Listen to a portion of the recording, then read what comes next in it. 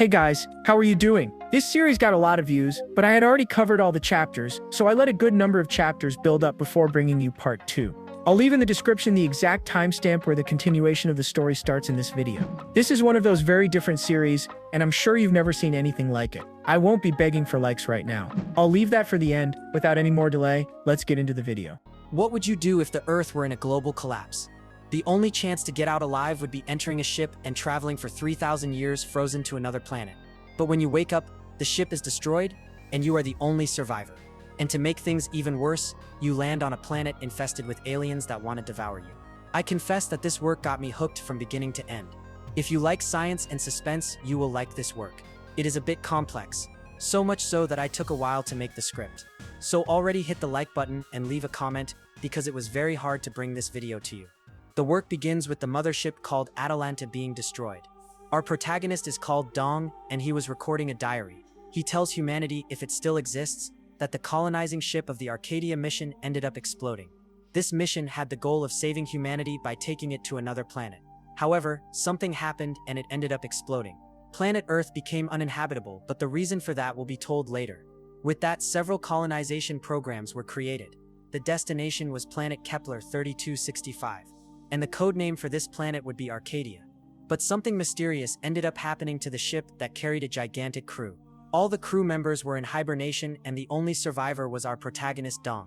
The guy didn't know what was going on and was now lost in space. Recording his last message, he hoped his voice would reach Earth. The poor guy had just woken up from a 3,000 years hibernation and didn't sit understand anything. He even thought that this would be his end because he would be adrift in space. However, he ended up seeing his guitar. Each crew member could take one item, and that was the one he chose. If by any chance this was his end, he would like to spend his last moments with his guitar. His dream of playing in a rock band didn't move forward, and he never imagined that instead of a rock star, he would become a man lost in space. There was no air there, so it wouldn't be possible to hear the notes he was playing. But let's be honest, that would be a pretty philosophical ending. When he was about to give up and die in space, he received a warning on his suit. The escape capsule was activated and he could flee to the nearest planet. Luckily, this capsule was coming toward him, and now he wouldn't die floating in space for eternity. The Atalanta escape capsule reaches him and manages to rescue him. He falls hard inside it, and after pulling the lever, he could save himself by landing on the planet just below. This would mean he would give up on his companions. It wasn't certain that they had all lost their lives in the explosion, but he wouldn't take the risk. After pulling the lever, the ejection ship headed toward the planet. This would be the last chance to stay alive. And within moments, he managed to land on an alien planet. The ship activated the parachutes and crashed hard on the ground. He needed to scan to know if the air was breathable. After kicking the door a few times, he managed to open it. He was still dizzy from being frozen inside the ship for 3,000 years. But that place looked like a paradise, better than that hell on planet Kepler 3265. Maybe this would be a better destiny for the Arcadia mission.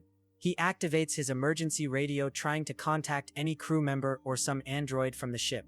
The temperature was 23 degrees and had 12% oxygen level. From afar, he saw a person wearing an alien suit. The clothes were very similar to the members of the Atalanta crew, so he imagined it was a companion. But at that moment, some slime fell on his visor. It was saliva from a giant alien monster ready to attack him. The claws come at him, and he manages to dodge at the last second. Dong is thrown to the ground. He still wasn't used to the gravity, and now would have to deal with a creature 10 times his size. Logically, he received training to deal with this. After all, this protagonist of ours is an elite soldier, you'll see. The monster had red eyes, and Dong, with a small weapon in hand, gets ready to counterattack.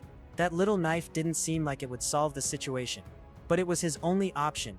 He wouldn't stand still waiting for death. Facing this creature head-on would be hard, so he jumps. A smart and strategic fight would be a better option.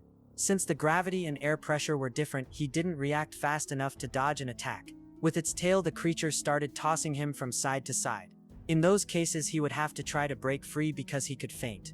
He threw himself from up there and managed to land on top of the creature's head. This guy here is really brave and immediately stabbed the monster with his knife. In all creatures, the weak point was always the eyes, and he knew that's where he had to aim, giving his strongest attack. And that's what he does, and leaves the creature screaming in pain. During the movement, the monster's claws started falling in his direction, and he was crushed by her. His luck was that this spacesuit was resistant. The other soldier was aiming with a weapon, and it was a high-precision rifle. After aiming, he ends up shooting, firing an energy beam that upon hitting the creature causes massive damage, almost enough to eliminate it. And it even seemed like this soldier knew the monster's weak spots. After using the weapon, the soldier charges toward the creature. He goes all in, transforming that rifle into a giant sword. At that exact moment, the monster tries to defend itself. And with the sword in hand, he strikes back. In a precise moment, he manages to split the creature's legs in half. And now with its mouth open, it was the perfect moment to land the final blow. That would be incredible. And when he pulls the trigger, the explosion happens, thus finishing off the monster for good. When it hits the ground, it causes a small earthquake because of how huge the creature was.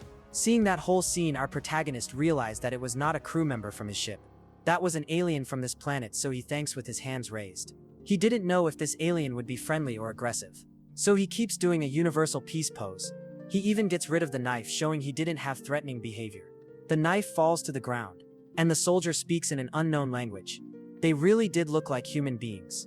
So Dong decides to show his face by opening his visor. It was to send a message that they were similar even though from different planets. At that moment, we already see that the alien is a woman. She had understood the message and also puts away her weapon, and decides to show her face to him. The guy gets apprehensive. And after she removes the helmet, we see that she was a very beautiful alien. I'm telling you, the women in this story are really cute. The author did a great job. This girl had just saved Dong from a giant monster. He didn't know why this girl had done that, and even less why that monster attacked him. The girl was handing him a bottle to drink from. He looks at that container, unsure if it was safe. His suit scans and detects that the temperature is ambient and the atmosphere contains a lot of ethanol, hydrochloric acid, and methanol. The girl draws a water molecule and keeps saying the word Kai, pointing to the drawing in the sand. He quickly understands that she was offering him water. Would it be safe to open his suit quickly to drink it? And during training, he learned he should try speaking English with beings from other planets since it's an easy language. He thanks in English and not in Korean, and introduces himself saying his name was Dong Young-soo. That language was not understood by our dear blue girl, but she quickly starts to understand the words he was saying and begins to repeat them. Another thing he learned was the universal gesture of shaking hands. Right after that, she took him to her car. The beings of this world had advanced technology, and she was carrying that monster in the back of the vehicle. Talking to the girl, he discovered that the planet is called Boomy, and the intelligent creatures living there are called Boomians. The place was very beautiful, and it seemed those Boomians were peaceful and intelligent. Besides, the climate and landscape of the planet were beautiful, but it would be destroyed in 5 years. Our hero had barely left Earth, which was doomed, and already went to another planet that would be destroyed. During the trip with the girl in her car, he started recording a voice message. He was documenting every moment on this new planet, and discovered through her that the remaining time on this place was very short. They go to a tech base and end up parking the car inside. They go up a ramp to the upper compartments. The dialogue between them was difficult, so he didn't understand this whole destruction thing very well. Upon arriving there, the gates open, and inside the base there were giant mushrooms. Mushrooms everywhere. The girl walks over to another platform, and holding something that looked like a phone, she says a few words. Dong was trying to learn that language and kept repeating her words. It seemed the planet had gone through a recent catastrophe, and he was trying to understand what she was saying. After a while, she started cleaning up that monster. The creature's skin was extremely thick and heavy, and inside the creature there were some valuable parts, and others not so much, and even needed to be removed and thrown far away. The mushrooms were carnivorous feeders, and that was new to Dong, who keeps recording everything in his virtual diary. It was the first time he had seen a mushroom feed on monster flesh.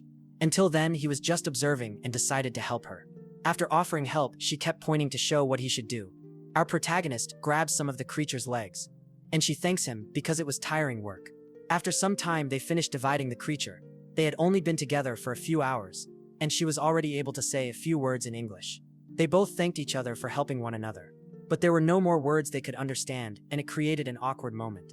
She gets off the truck and says she's going to get something. After going to her machine, she starts saying that she would like to learn English. Dong thinks that it is some kind of computer with artificial intelligence. She was learning the human language very quickly, and all that alien equipment catches his attention. On top of the table, there were some sculptures made of stone. He thought it was beautiful and asked if she made that by herself.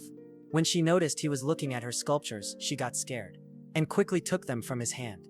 In a cute and funny way, she tried to hide them so he wouldn't see. The guy already starts wondering what the problem with that was. And he also noticed that the Boomians were all clumsy and shy. During the course to become a colonizer, he learned that he should try to connect with the natives. And one way to do that was to show a smile. And he even tried to smile by making a scary face, scaring the girl. It seems that being frozen for 3,000 years wasn't very good for his facial nerves. Another tactic was to give a thumbs up, but in some cultures that could be seen as an offense. So another gesture would be to make a heart. But the way we make the heart is symbolic since the organ doesn't have that shape. Even so, he tried, and left the girl surprised, as if she recognized it. Then he made the heart and pointed to her sculpture, signaling that he liked it. The Boomians were quite intelligent, and she immediately offered her little figure to him. And with blushing cheeks she said it was a gift. Those sculptures were called Balaya, and it looked like a little pig. He said that she was very talented, leaving the girl embarrassed. Right after that she pronounced his name. She pointed to her table, showing other sculptures she had made. When she reached the table, she got very excited, and even activated a projected image to show what the creatures look like in real life. At that moment, he realized that Balaya was not the name of the sculpture but rather the animal. And very excited she showed other sculptures and the image of the creatures. Dong recorded everything in his virtual diary because the animals were very different from the ones found on Earth. Meanwhile, she was showing all the sculptures she had made. She was saying many words and he wasn't understanding any of them. And when comparing with the monster that attacked him, he realized they were very different. It seemed that monster wasn't from this planet. She asked why he was thoughtful. And since he knew she liked animals, he decided to show her some pictures. If there's one animal that everyone likes, or at least almost everyone, it's the kitten. And he immediately shows her a photo of his pet. In the course he took for colonizers, it said that he should use English to talk to aliens. And also that he should look for something in common with them to make friends. And that's exactly what he was doing by showing her pictures of animals. The girl had learned the word cute, and so she started repeating it non-stop, saying the cat was cute. She repeated those words like a child, and our hero said he would teach her other words. The guy even felt happy because he had imagined he would be the last surviving person and would have to spend the rest of his life alone.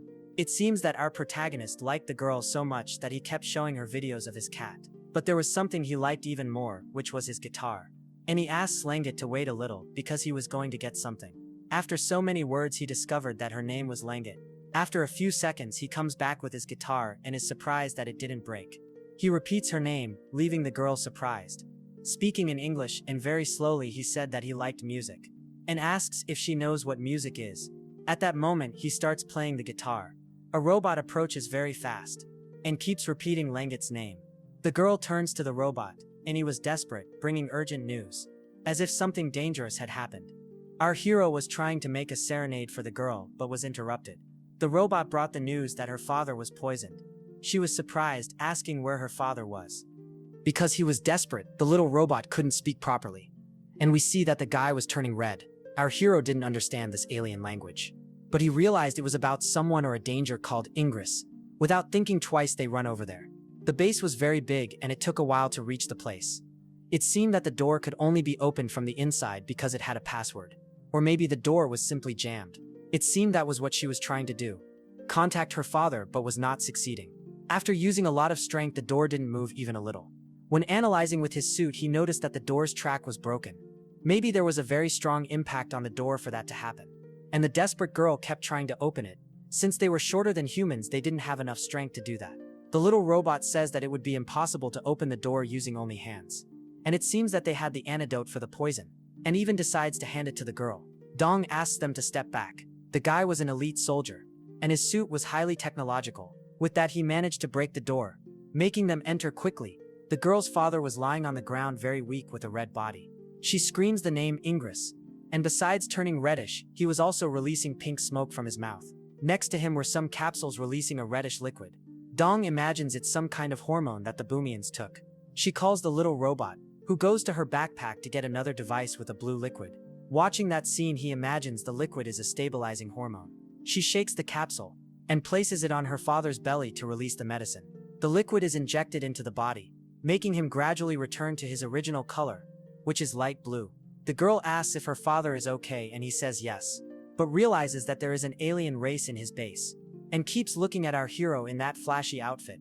Our hero listens to that conversation between father and daughter without understanding anything.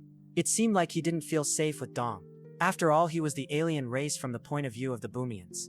To his surprise, these people had the technology to create robots with artificial intelligence.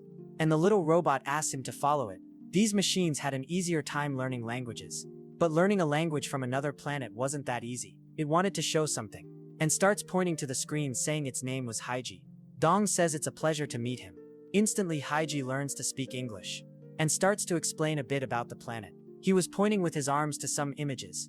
This planet was called Boomy, and up to that point our hero already knew. Then explains that the planet will be destroyed in about 5 years.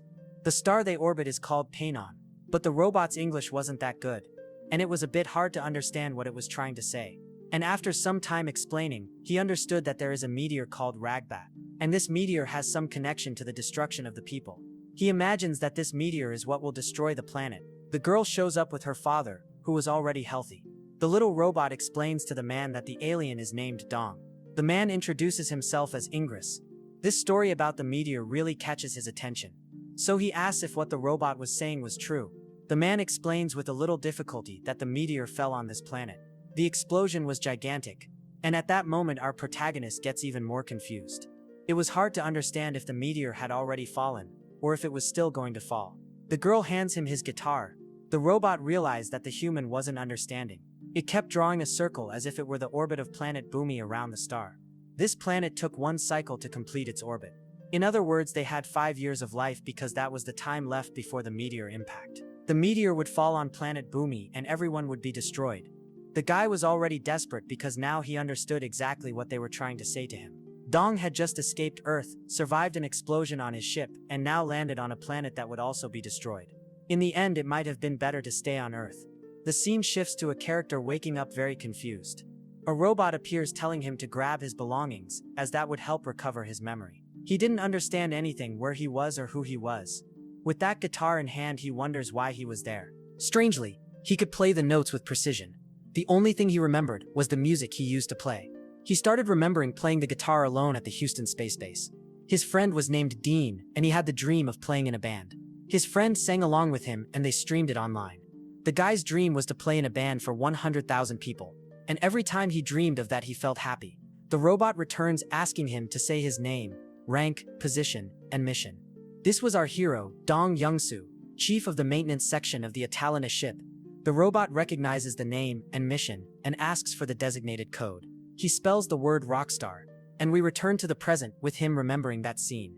His mission was to keep the ship safe and protect the members of his team. But he failed in both missions because the ship was destroyed and his companions are missing. However, the ship was too big to be completely destroyed, and it could be the key to saving those people. So he says with full confidence that he won't let the Boomas die. This story is about to get even more intriguing. So go ahead and leave a like and a comment. When I was reading this, I couldn't stop theorizing about what happened to the ship and where his companions were. Our hero had an idea to save these people. He started searching through some books he had in his bag. The robot starts reading all that information to learn more about the human language. What he really wanted was a book about the ship. The robot had found some interesting information. There were some letters with images, and he teaches the robot a few words. And everything that was said, that machine stored in its memory. The Boomians watched apprehensively because this human could be the key to saving them. And while everyone was anxious, the robot was learning to read. It would be important to teach the robot to speak English, to communicate better with the Boomians. And so he starts repeating the words and making gestures. Also, the robot could understand perfectly. And within a few moments, the little robot says it has learned, and starts reading the content of the book. Hiji was very smart, and begins flipping through quickly to read all the remaining content.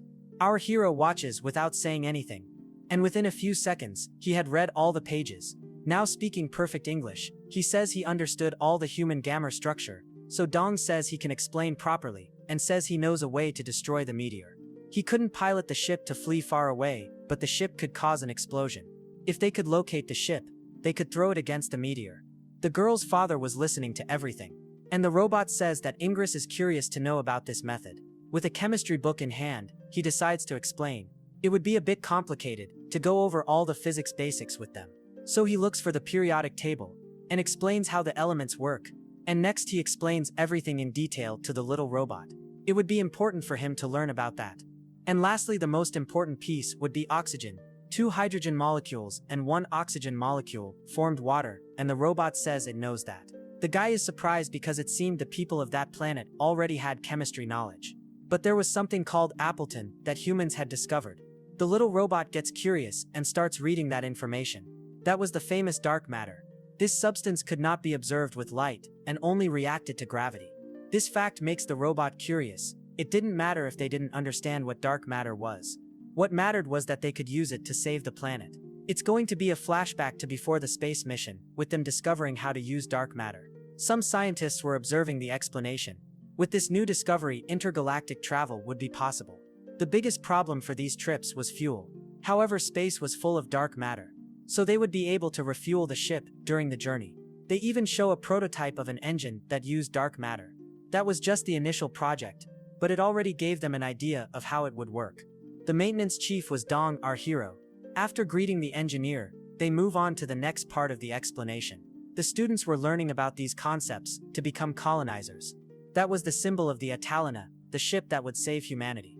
To become colonizers, they would need to follow strict rules. The guy asks what missions were written in that notebook, and the guy explains it's a sequence for the ship's self-destruction. This information scares the guy. That ship had an antimatter bomb more powerful than all the bombs on Earth. That's because Arcadia was a planet similar to Earth and could have intelligent civilization there. Maybe they evolved in the same way some scientists believe humans evolved. And if by chance they posed a threat to humans, they would explode the ship on the planet. That would be necessary to ensure that humans wouldn't be hunted by those aliens. Dong's mission was exactly that. If the aliens posed a threat, he could use the ship to blow everything up. The little robot gets scared, saying it would be dangerous.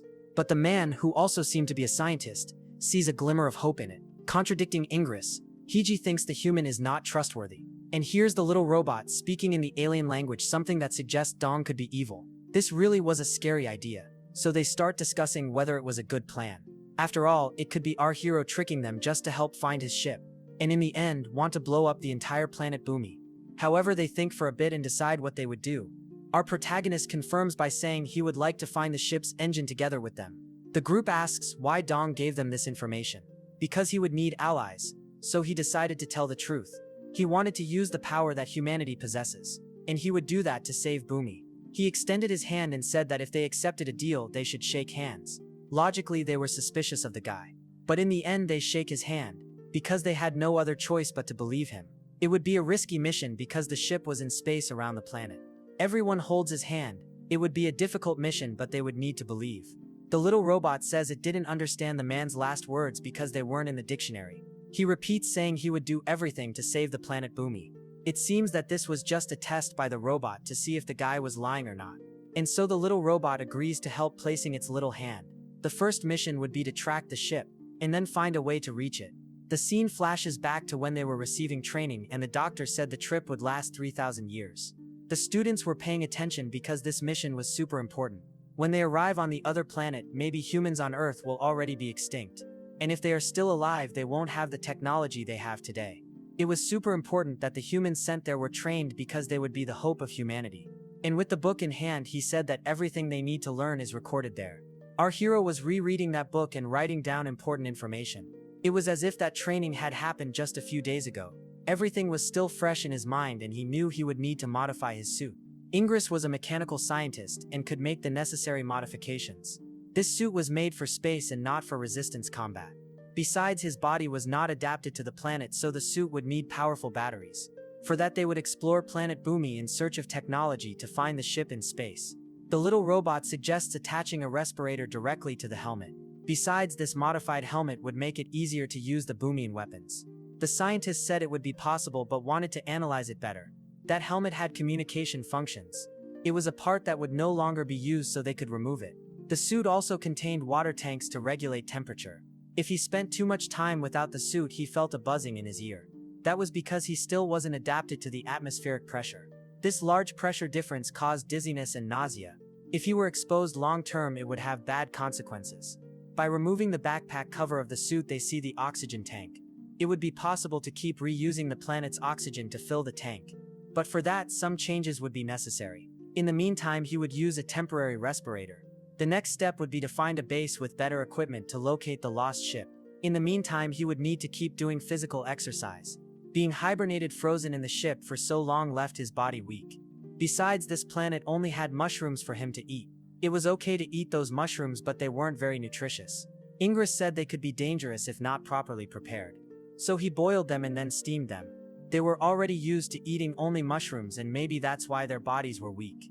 Anyway, he would need to worry about his long-term health. Besides training, he should look for other sources of protein. The biggest enemy so far was that monster they call Garita. They ended up on this planet through meteors that fell a few decades ago. He had already noticed they weren't native creatures of this planet. The robot explains that those monsters fought the Boomians and they ended up losing the war. With that, those creatures multiplied and took over the planet. Since it would be a threat, Dong asked the robot to teach how to defeat the Garitas. First, he would need to destroy the vital organs, like the brain, the heart, or the lungs. However, they were similar to vertebrates and were resistant. The robot confirmed, saying their shells are very strong, so they should use the Boomian weapons. The weapon called Naga was like an electromagnetic spear that unleashed lightning. It wasn't very hard to use, and Dong had military training. The real problem was when those monsters attacked up close. Langut would help him train in hand-to-hand combat. For that, she puts on a respirator, and upon inhaling that gas, her body starts turning red. Our protagonist's suspicions were right. The Boomians inhaled hormones to become powerful. The Naga weapon could fire 4 times in a row and also turned into a sword. When it became a melee weapon, it could be used for attack and defense. When the attack came from above, she showed the posture he should take. And look how muscular this girl is. Tell me you wouldn't want a juice like that. The robot explains that the weapon should be used with the correct angles. If the attack comes from above, you should point the blade upward. But if the attack comes from below, you should lower the blade. The girl then calls Dong for a training session. He starts mimicking the movements. Then she ends up hitting his weapon and he blocks it. The pressure he felt from that blow was gigantic. In a real situation, he would need to act quickly.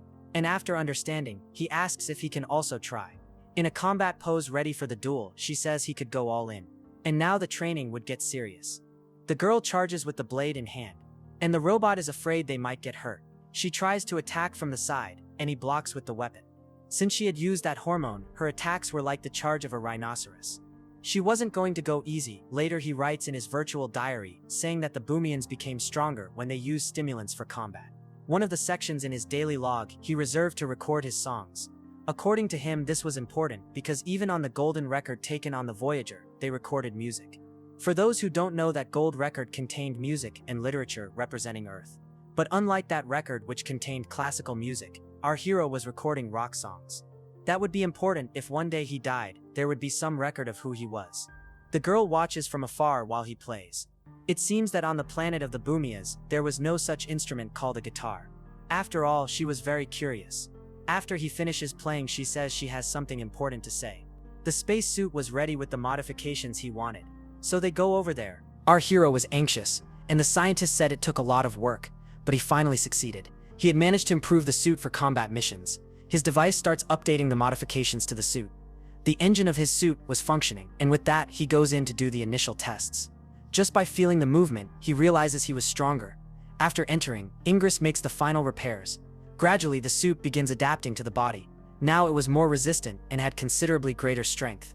The man asks him to put on the helmet to breathe better. Our hero was looking like Iron Man. It was no longer that acrylic helmet.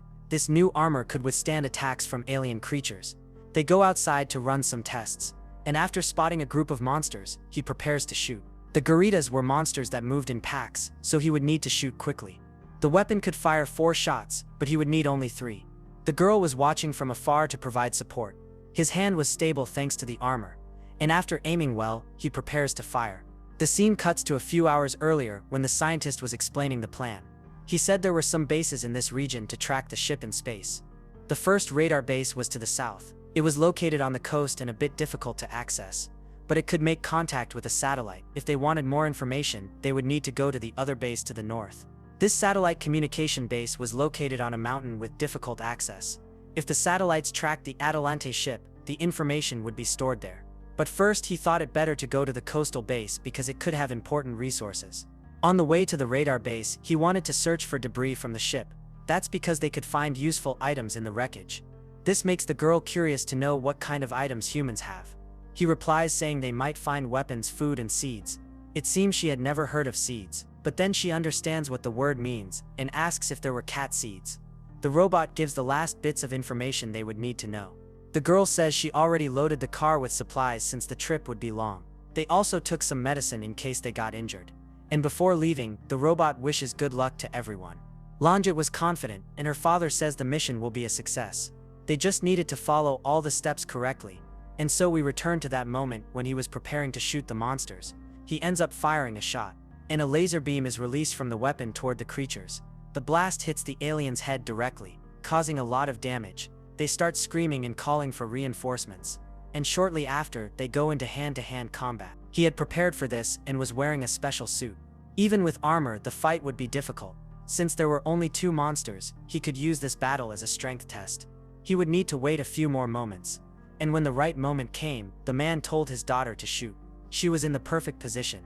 Then they managed to shoot 2 monsters in front, hitting them directly, leaving only 1 alien for Dong to defeat. If the attack came from above, he would have to block from above, but if the blow came from below, he would have to lower the weapon. The girl was tense, worried about Dong. Then she decides to intervene to help him since he was a rookie. She comes down the flowered mountain to fight the creature, and without much difficulty, she manages to split that monster in half. The girl was very skilled, and after defeating the monster, she takes a deep breath. Poor Dong wanted to test the armor but didn't get the chance. He even said it was supposed to be his test fight, and she makes a mischievous face like she couldn't resist the battle impulse. Even the girl's father scolds her, saying it was meant for the rookie. She had good intentions but ended up overriding her father, who was the team leader, so she apologized. Next, the scientist tells Dong to search for the wreckage of the ship. With that, he would go ahead to scan the terrain. He knew the guys sent him ahead to keep catching the daughter's attention. After walking a few meters, he reached the boxes that fell from his ship. It was a large storage compartment for personal items. The black box should be floating in the air holding important information. With the upgraded suit, he begins to climb the compartments. There was a voice recording mechanism there, and he breaks the protective security glass. He decides to remove the case from the black box and listen to the final recordings from the moment of the crash. The ultimate goal of the mission was the safety of the colonists. He listens to the final recording of his friend Dean, saying that Chief Dong would not survive the crash landing. He realized that this was his friend's voice, recorded into Alexia, the ship's operating system. With that, he concludes that he only survived the explosion because of his friend. He kept repeating the safety protocol to Alexia, and asked the ship to eject a safety capsule for his friend, who was drifting in space. No matter what happened, the ship had to save Dong. Our hero saw that it was thanks to his friend that he survived, and wonders how far he made it in the ship and whether he is still alive. He probably also ejected the ship's supply section so it would fall on the planet. He knew that would be important for Dong. The girl down below asks if he needs help, and our protagonist says he doesn't and tells her to stay down there holding the things he was going to throw. Next, he throws down some boxes. There were important items there that would be necessary, and this other box with his hands would be useful to see what happened to the ship. He had also brought a friend's diary, which brought him old memories. While he would analyze the items, he asks the girl to rest. And so he starts reading that diary. There was a lot written, and he gets emotional reading it. We see a flashback of when he was receiving training for the trip on the Atalanta ship. Someone calls his name. It was a superior, so he makes a respectful gesture. This was the day he would pass the interview to become a colonist. The girl appears behind him and asks what our protagonist was reading. He explains that it's the diary of a teammate from the Arcadia mission. At the time, his friend didn't know he was a major, and if he had told him, he wouldn't have acted so rudely. Of course, the girl didn't understand anything because she didn't know the meaning of those ranks. She asks if after he finishes reading, she could look at it too, and he said yes. The scene returns to that flashback, where he was greeting one of his superiors. The man says this is Lieutenant Dong, and introduces himself as Alex, saying he saw him training at the space exploration headquarters. But before that, they would do an interview with our protagonist. He says he is a logistics officer and greets them. But they couldn't waste time, and they immediately ask why he enlisted to be a colonist, and ask if his answer is that he would like to protect his own citizens.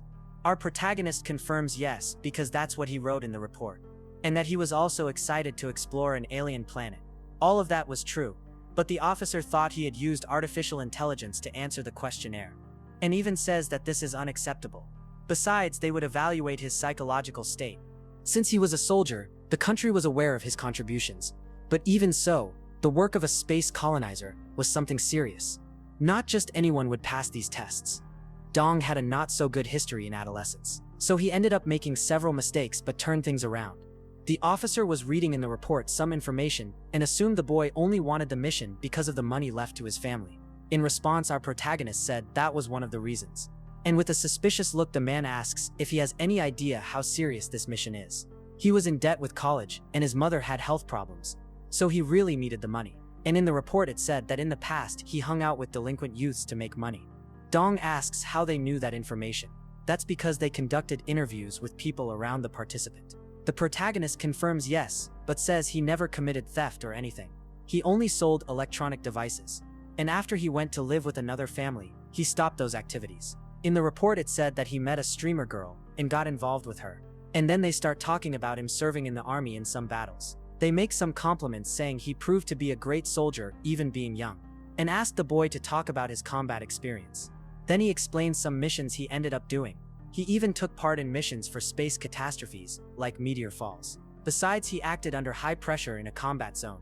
The officer says he heard very good things about him in that aspect. It seemed the boy really was an elite soldier and never failed to complete a mission with excellence. In response, he says he's used to facing big challenges since childhood. The old man asks if he likes challenges to try to escape the trauma he suffered as a child. He finds that a bit strange, and the old man continues saying this boy seems lucky for escaping all the misfortunes of his life. When his parents died, he managed to enlist in the army, and when his companions died in battle, he was the only survivor. And now that Earth was doomed, he also wanted to survive by leaving in a spaceship. The boy says there were moments he really wanted to give up. But anyway, he always had two options, give up or keep fighting. And even going through hardship, he understood that continuing to fight was the best option. The old man mentions that the beneficiary of the pension is registered in the name of that streamer. And to finish the interview, he should fill out her contact information again. All the information obtained on this mission was top secret. After signing, he asks the officer if he had passed the interview. The guy puts his hand on his face and says that's not a question one should ask, and then hands over a booklet of the top secret Atalanta project. The codename of this alien planet exploration was Mission Arcadia. He should read this entire booklet by tomorrow morning.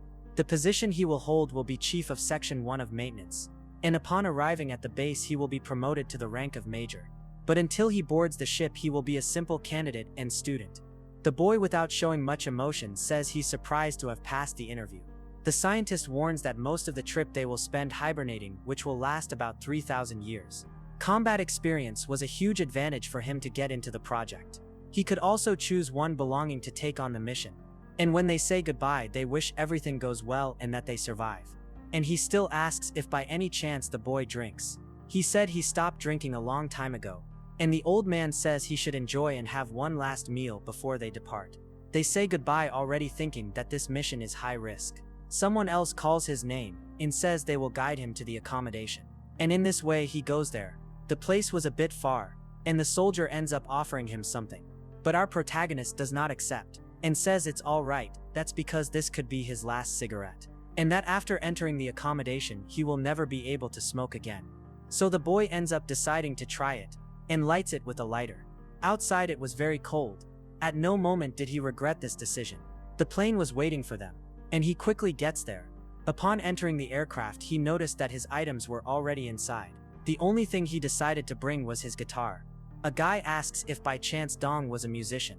With a bored face he said no, and it was at that moment that he met his friend Dean, who was the maintenance chief, and comments that they are both lieutenants. Actually, our hero was his superior. Outside there was a sign saying that this area was top secret. They arrive at the accommodation. Everyone was anxious for the training. Our hero was the maintenance chief of Team 1. And at that moment Dean saw the badge on his shoulder, and felt embarrassed because he didn't know that his new friend was his superior. Outside it was really cold. A giraffe appears, and she starts eating some grass. Don't ask me why there's a giraffe in the middle of the city under a snowstorm, but she was there cold and eating. Several rockets were being prepared for the mission that would take place in a few weeks. Meanwhile, the crew members were receiving training. Our protagonist drops the box on the table, and his new friend was still feeling awkward. He introduces himself to everyone, and says they will receive some items to read, asks everyone to raise their hand if they had not received it. And so he starts distributing, and those who received it would lower their hand. Dean goes to our protagonist, and asks if it was him on the plane earlier. Dong says yes, and asks if the guy can help him with the distribution of the spreadsheets. Quickly the guy offers to help. A guy at the back keeps yelling that he hasn't received it yet. After a few minutes, 32 people ended up receiving the items. And so the training for the exploration of an alien planet would begin. This would be a top secret training, and no other person in the world would know about this mission. As some people know, the world is in collapse, and if information about this space exploration leaks, the CIA would investigate them. And not even the United States government knew about this mission. Earth collapsed due to a climate crisis. Tomorrow there would be a written test based on the booklet they received. And they would also do some medical exams, so they should fast. And the main training would start right after breakfast. The first training would be physical conditioning. Since hibernation would wear down the body a lot, they needed to be prepared. Increasing the concentration of muscle and fat mass would be useful for survival on the ship. With that, he starts training with his friend. After one exercise, he says it's time for theoretical classes. But the guy tells Dong he's missing one set. But our hero keeps saying he's done. That's because he didn't want to do leg training. And his friend even gets mad saying he can't skip those exercises. After the test, he congratulates everyone saying they did well. The theoretical classes would take place next, and he would have to participate in those as a student. The test was difficult, so he looks for his friend, and starts asking for the test answer. His doubt was about the answer to question 3. The guy keeps telling him to face forward, but Dong doesn't understand the gesture, and the teacher was in front of him seeing that the boy wanted to cheat. After the theoretical classes came the practical training again. They would train mechanics on a real model prototype of the ship. In these missions, since the journey would last many years, the ship could break down. So it was important that every crew member knew how to do maintenance. Besides, they would learn gardening to grow potatoes and beans. Those were very nutritious foods that would be useful in space. And they start learning all those skills. It would be nice if there was coffee in space, and his friend asks if by any chance he wants to open a space cafe. They had already learned many skills to carry out the mission. Finally, they were testing the space suits. The suit had an exoskeleton that could be used to give more strength. It was like the suit was a superhero costume, he explains. After that, they did combat training. This training would be super important because they might encounter powerful aliens. And he keeps trying to scare his students talking about the creatures. Many of them didn't believe in life beyond Earth. But that was something they would check when they got there. The officer was analyzing everyone during training, and makes some notes and jokes saying that Laika would do better than them. It seems our protagonist didn't know that name. That was a Soviet dog who traveled to space. And the guy gets angry saying they are being compared to a dog. After doing all the training, they would learn about how hibernation worked. And they watched some detailed video about the process. This would be important because the trip would last 3,000 years. An artificial intelligence robot was programmed to help them. This was Alex version number 1. Our protagonist explains to the students that this robot will help during the trip. Besides, each one would receive a cell phone to be able to use. The students go there to receive the device. And his friend starts helping with the tasks. A boy appears and says his name is Chase. He had served in the Navy. And this other girl was called Joyce and said she also likes coffee and heard them talking about it. The robot said it will guide her to the cafeteria to try a drink. The poor girl just wanted to chat with our hero, but the robot ruined everything. Dean apologizes for not recognizing Dong on the plane, and our hero, being a good guy, said it was all right. The guy extends his hand to greet him, and says he will support him as much as possible in this mission to make it succeed. And we see how their friendship started. Thanks to this strong friendship, our protagonist managed to survive. And he reads all this information in his friend's diary. He spent a few hours reading and felt sad. Langut was sleeping next to him, and the girl's father asks why she was outside. The poor girl fell asleep next to our hero because she liked his company. The scientist goes there and asks if they managed to find some interesting items. He said yes, and that tomorrow there would be the best part, and they should take the rest of the night to rest. The girl gets in the back of the car and keeps remembering her friend, because thanks to him, Dong managed to survive. That was quite sad.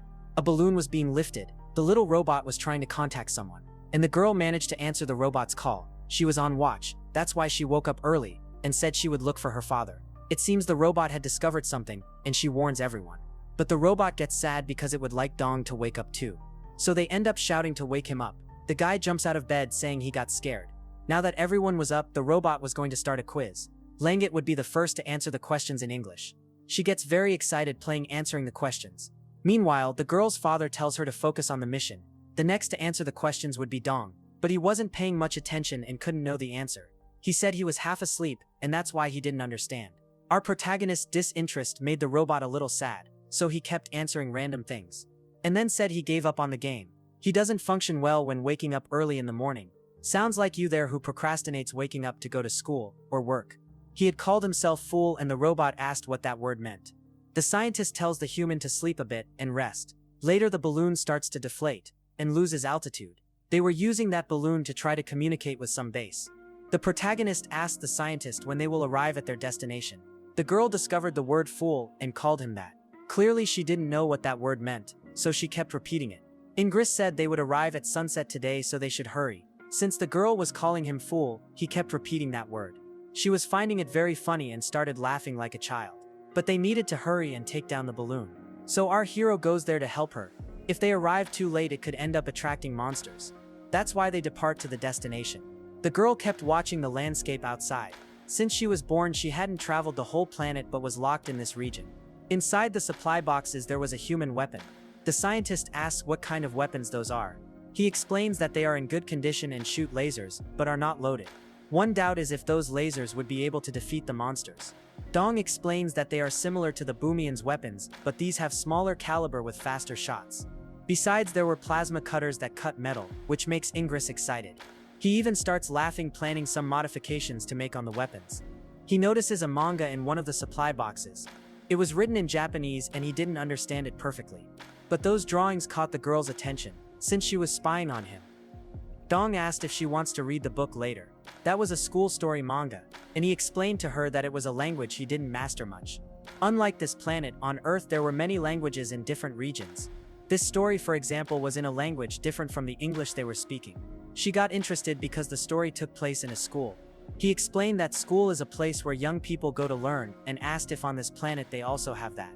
The girl explains that she learned only with her father and with the robot because she lived her whole life inside the bunker. But just by looking at those illustrations in the book, she feels like studying like the people on Earth. She couldn't understand the writings but could interpret the images. Our protagonist even remembers the time when he was young and had a lot of fun. And he keeps trying to imagine how Langut would be if she were a student. Since the girl was very intelligent, he already imagined her as a nerd, saying she had no time to date. Or else she could very well be a delinquent, since the girl was strong. No matter how she was, he knew he would get along well with her. In his curiosity, he wanted to know if Dong also went to school, and if he found it fun. He said he went to school, and he remembered the time when he studied and suffered bullying. He was a bit chubby and ended up getting beaten. One day he decided to help a person who had been hurt. It was an older guy and he was feeling a lot of pain. Even so, our protagonist was there to help him. An explosion happened, and he saw that streamer girl, who later got involved with him.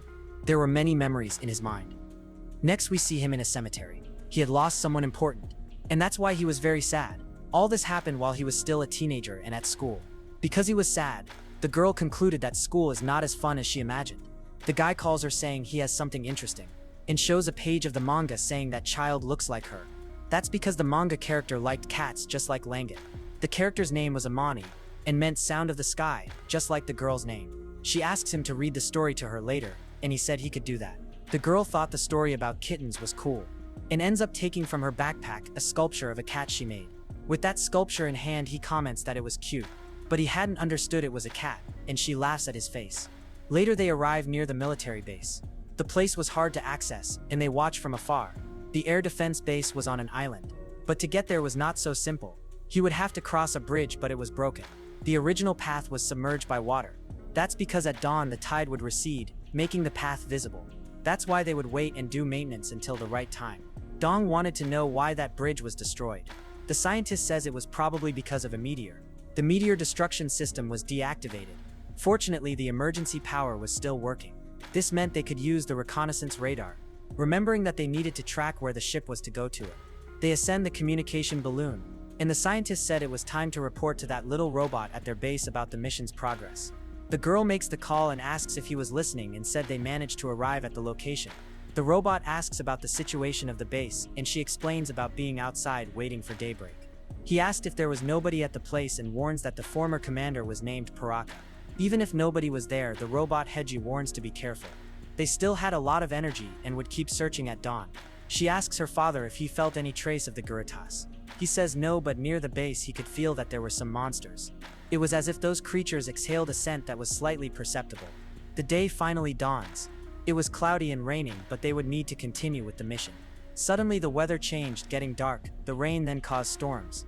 They were at a lookout near the base that was on an island. The scientist begins to explain the plan, saying they were very close to the base. When the tide went down, they could go around toward the island. But they should be careful because the creatures appeared when the tide lowered. He explains he could smell the creatures even if faintly. And about creatures inside the base he wouldn't know. But one thing was certain, they would have to fight to get there. The girl finds something. It seemed to be combat-related objects. These were Boomian's items, and her father said they brought memories of the past. The warehouse was messy, and she could smell the creatures inside. They could be pups of the Guratas, some similar species. And to reassure them, the scientist says to stay calm because they were no longer in that warehouse. Before anything, they decide to eat to prepare, but Ingress tells Dong he would need to moisten that food bar. And so they prepare for the mission the next day. It was delicious to eat something different from mushrooms. That protein bar gave a lot of sustenance. The scientist says to rest well because tomorrow the mission will be difficult. And they should hope it's not raining. But the rain had not stopped. They couldn't postpone one more day, and that's why they were preparing. They brought the most effective weapons to defeat the monsters. The girl's father tells everyone to get in the car because they would depart. And so they head toward the island. The tide had gone down and it was possible to cross by walking. Those creatures were sneaky and they would need to stay alert. The biggest concern was the bridge collapsing while they passed under it. Since it was raining, it was harder to smell the creatures' pheromones. Langut notices an obstacle ahead. The stones had collapsed, blocking the path. They would have to clear the way because outside the mud would trap the car. So they go there to break the stones and start hitting with sledgehammers. It would be dangerous to attract the monsters because of the noise. But they had no other choice. The scientist asks Dong to look ahead. That's because there was some creature standing in the middle of the path. The girl warns from afar that there are several enemies behind them. There were dozens of Guratas approaching. Upon realizing they were coming toward her, she starts shooting. Our hero warns he will finish clearing the debris so they can escape. But right at his side, one of the monsters emerges from the mud. At that moment, he hesitates whether to fight the creature or keep clearing the path. However, Guratas start to dig themselves out, and they were very close to our protagonist to attack him. One of them jumps toward him. At the last second, someone fires a shot, saving our hero. Ingress was inside the car and tells him to run inside. The boy starts running desperately while the creatures chased him. It was a huge number of monsters, and they begin to speed the car to escape. The worst part is that these creatures could call reinforcements. And that's exactly what was happening. Outside, Dong manages to hit some hammer blows on the creatures' heads. But something was catching his attention. From afar, he saw a light shining above the bridge. It was as if someone was there, and this person turned on a light again, signaling. He was understanding that light signal, so he asked Langut to adjust the radio signal to frequency 70. She asked him to open the side ear cover, and started adjusting the radio on his helmet, moving the device to the correct frequency. Thus, he began analyzing the radio frequencies that could be transmitted by that person on the bridge. Again, the signal started arriving with a code emitted by the flashlight. It was a robot from his crew trying to contact Dong. Finally, they managed to reach the correct frequency, and Alexia asks if he is a member of the Atalante crew, and to confirm asks him to declare affiliation, rank, and code name. She needed this information to confirm his identity. Then Dong says his name and the other information she asked. After that, Alexia confirms the identity and asks for instructions from the maintenance team leader. With that, he orders Alexia to provide fire support. And from the bridge, she starts aiming at the creatures around the vehicle. He confirms, saying she can shoot. And thus he got a new ally in his mission. Since she was in a privileged position, she could have an advantage in shooting. And with that, she started eliminating the creatures from above. Alexia's shots were accurate since she was an android. And they began to feel relieved because she could. And so they start entering the base inside the island. However, the creatures were still chasing them, and our hero was out of battery to keep shooting. He asks the android to release some weapons for them to use. And in response, Alexia says she will provide batteries. That was enough, so he orders her to move position. The girl, who was also by his side shooting, asks if that robot was an ally, and he said yes. She would open the doors so they could enter the fortress. She had reached the designated position and asks for combat information about the enemies. He explains that these creatures have bodies similar to vertebrates. These here were a slightly smaller version of the Guratas. And even though they were smaller, they were strong and fast. Besides, they were intelligent because they could even hold Dong's hammer. He mentions these creatures are clever, and one creature ends up pulling him off the vehicle. The girl screams, worried about her companion. Then she jumps, trying to hold him. She manages to save him, preventing Dong from falling onto the car. Dong thanks her for saving him. There was a sharp curve ahead and they would need to hold tight. The creatures kept chasing, and already inside, Alexia starts shooting the monsters. Little by little, she was eliminating them one by one. Since he had provided information about the aliens, she was able to choose the most effective weapon. Soon after, Dong tells them to hold their weapons and move forward. He goes to talk to the android and perform the ocular recognition. After that, she confirms his identity. It was necessary to do this confirmation so he could give complex orders to the robot. Now he could give the important mission protocol, which was to protect the team's life. According to the Arcadia mission protocol, all entities were hostile. And that's why the androids were trained to defend humans. She jumps toward the aliens and starts fighting all of them. Those monsters were powerful, but Alexia was made for combat and thus manages to defeat several of them. It seemed these monsters would not give up until they satisfied their hunger. Dong takes advantage to shoot since they were at some distance. She warns the crew to hide and that she would stay behind. And after eliminating all the monsters, she would go after them. But our protagonist says she wouldn't need to defeat them all, just enough to escape alive. The scientist was managing to open the doors and asked the human if it was reliable to trust that robot. He appears and says yes because she stayed behind so they could escape. But they were not trusting the android much. Dong tries to calm them, saying Alexia was created to help survive outside the ship. In other words, she was created precisely for combat, and we see that she really was very powerful. However, the monsters kept coming. It was as if thousands of Guritas appeared at every moment. But she continues outside, spinning around all of them. Without showing any emotion, he tells the scientist to open the door because Alexia was already returning. And so he pulls the lever. The robot was returning to them so they could enter safely. And she comes illuminating the corridor. The battle had been intense and she warns that it weakened the horde of creatures. I don't know about you, but just looking at her face, I also get suspicious. The young man says she did a great job and she asks if these were his companions. Then he introduces them, saying they are Boomians and their names are Langut and Ingress. She asks if by any chance they understand the human language. And our protagonist said yes. However, she didn't trust them and pointed her weapon. The boy asks what Alexia was doing and orders her to put that blade on the ground. However, the android girl insists that he translate those words for the Boomians. She says it was they who shot down the Atalanti ship. The mood gets tense, and our hero confirms with the scientist if he had understood what she said, since she spoke in English.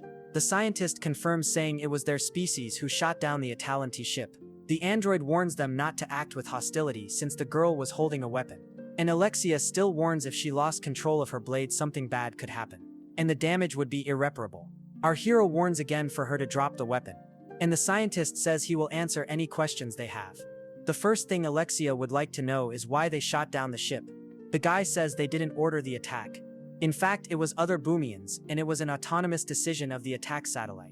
She asks if by any chance he has contact with others of his species.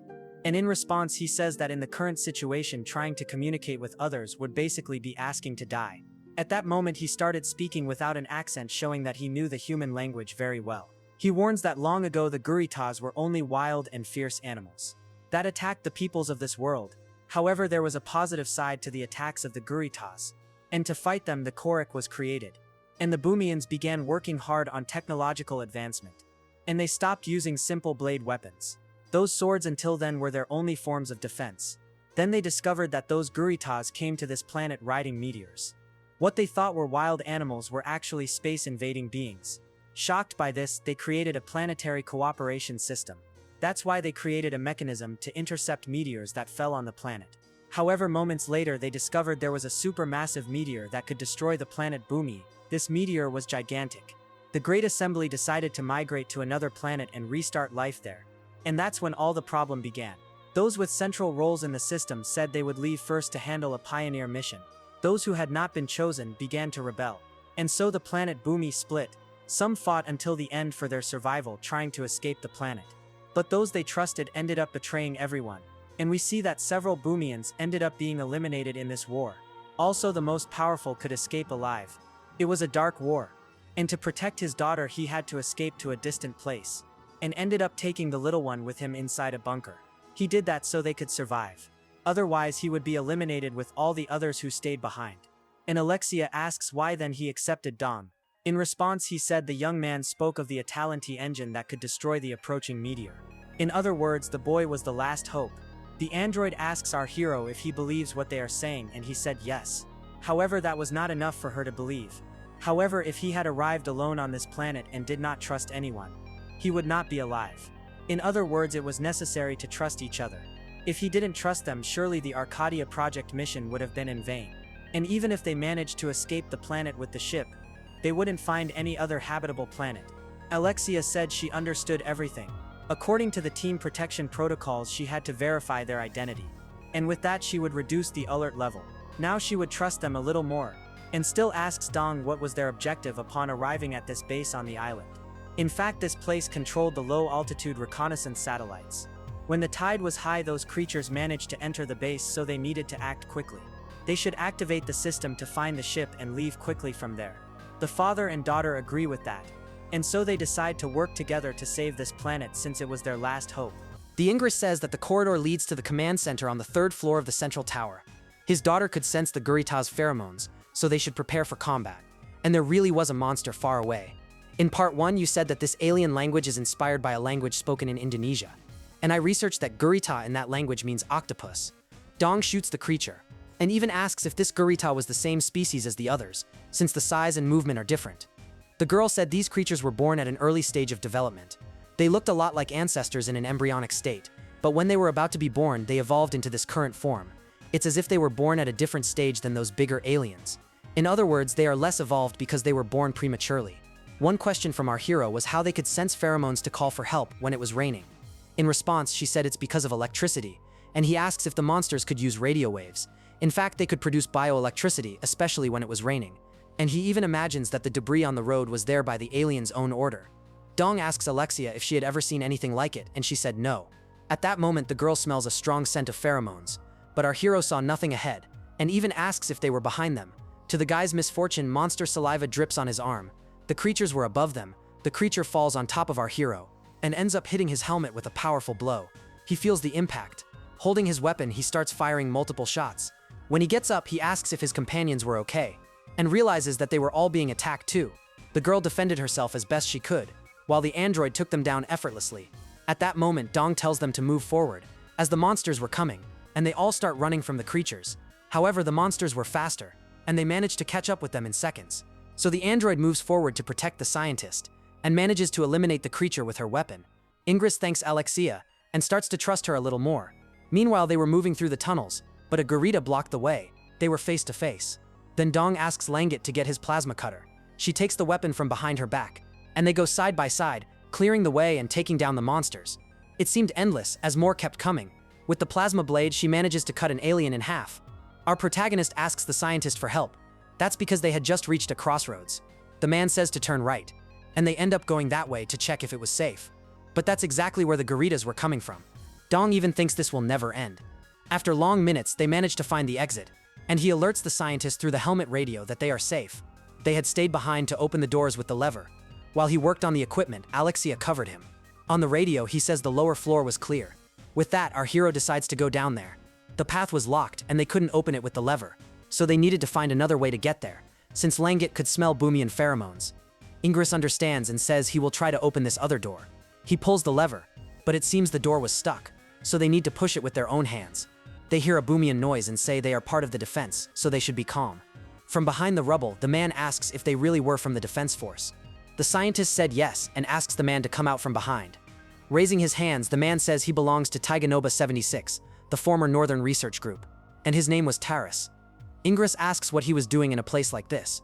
And desperate, the man said he was running from traitors, and was lucky to hide there, but had gotten separated from his family. He starts asking for help to find his Mokura. Our hero imagines that this word Mokura means family, and the man starts crying, begging them to help. Dong asks Ingress if he was referring to his wife and children, and the scientist confirms yes. Speaking in the Boomian language, he asks which department Taurus worked in. He was from the secretary's office, and his direct superior was named Mora. With that, Ingress confirms he was telling the truth, and starts entering the place, asking everyone to lower their weapons. He knew who this man was, and had already worked with him.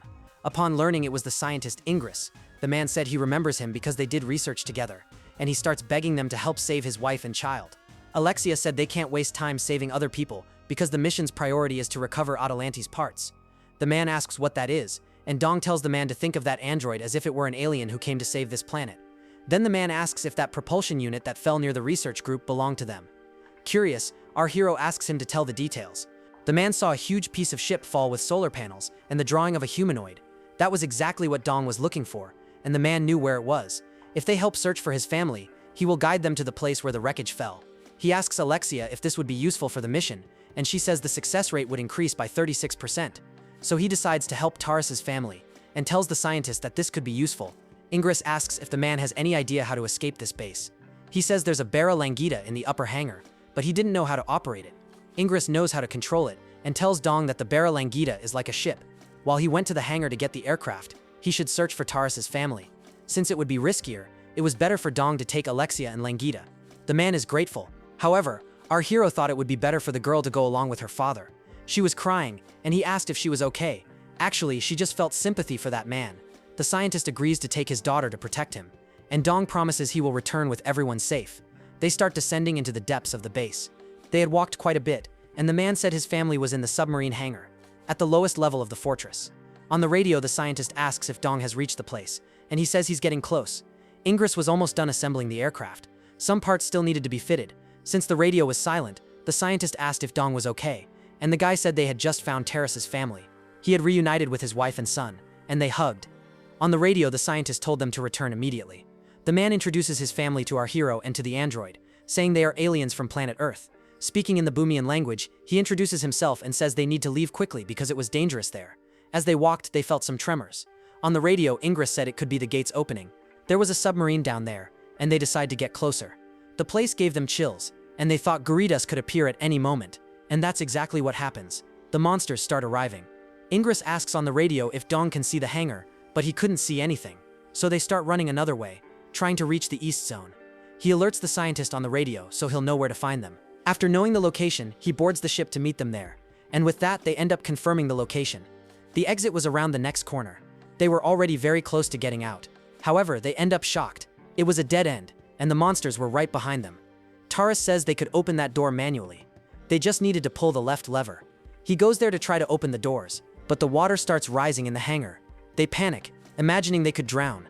Alexia manages to save the man's wife and tells her to be careful with the electric shocks. So our hero asks the android to pull the lever. After climbing back up to the platform, Taurus tells his wife and son to go first. The two put in a lot of effort to pull the lever. And then the mechanisms start working, and the gate opens. Now they could finally get out of there. However, the gate ends up closing again. It would only stay open if someone held the lever longer. They hear shouts telling them to run quickly. And when they look back, it was Taurus holding that lever, so they could escape. Dong asks if the man is sure about this. Then the android slaps our hero on the back so he'll run, and so they start escaping the place. The gates were open, and the man shouts loudly, telling the location of the ship's wreckage. He said it was in the Sulphur Stone area, southwest of the Northern Research Group headquarters. And as the monster approached, he asks Dong to protect his family. Our hero says goodbye to him, confirming that he will protect them, and the monster keeps coming after them. Then they are attacked, and the impact throws them far away. The little boy is hurled several meters high, but Dong manages to reach in time and protects the boy so he won't hit the ground hard. As he gets up, he asks if the boy is okay, and the boy says yes. Arriving with the aircraft, the scientist says on the radio that they must leave immediately because they were surrounded. There were Garitas everywhere, and the guy is already starting to panic. Meanwhile, Alexia was buying time, taking down several creatures. There was a giant alien that could release electric shocks, and the android ends up being electrocuted and falls unconscious. Dong was face to face with this huge monster, and it seemed everything was lost. The electric monster finally falls into the water, but Dong still protects the child from the other Garitas. He looks up and shouts to Ingress that they are almost there, asking to lower the altitude. The scientist confirms that he understood the message, piloting the aircraft amid the shots. With that, the body of the giant Garita sinks, releasing a dark slime into the water. But suddenly, an impact hits the aircraft, making it lose control in the air. Dong warns that the wing hit the mud, shouting that it will be an emergency landing. He gets scared when he sees that the smaller Garitas are already running toward them. Then he grabs the little boy and asks him to cover his ears because he will use an ability. Our hero enters the water and starts shooting at the creatures that approach quickly. Even surrounded on all sides, he keeps firing non-stop to protect the boy. The little boy asks to be put on the ground, leaving Dong confused by the request. He complies and calls the boy's name, Nova, who positions himself in the water. Then the boy takes a deep breath, concentrating a bluish energy in his hands. He stares at the advancing monsters, creating a circle of power around him. With a pulse of energy, he unleashes a sonic wave that paralyzes all the Garitas. The creatures stop in the middle of the attack, completely immobilized by the ability. The boy becomes exhausted while the monsters stand still, only watching. Then an energy shot hits the head of one of the aliens directly.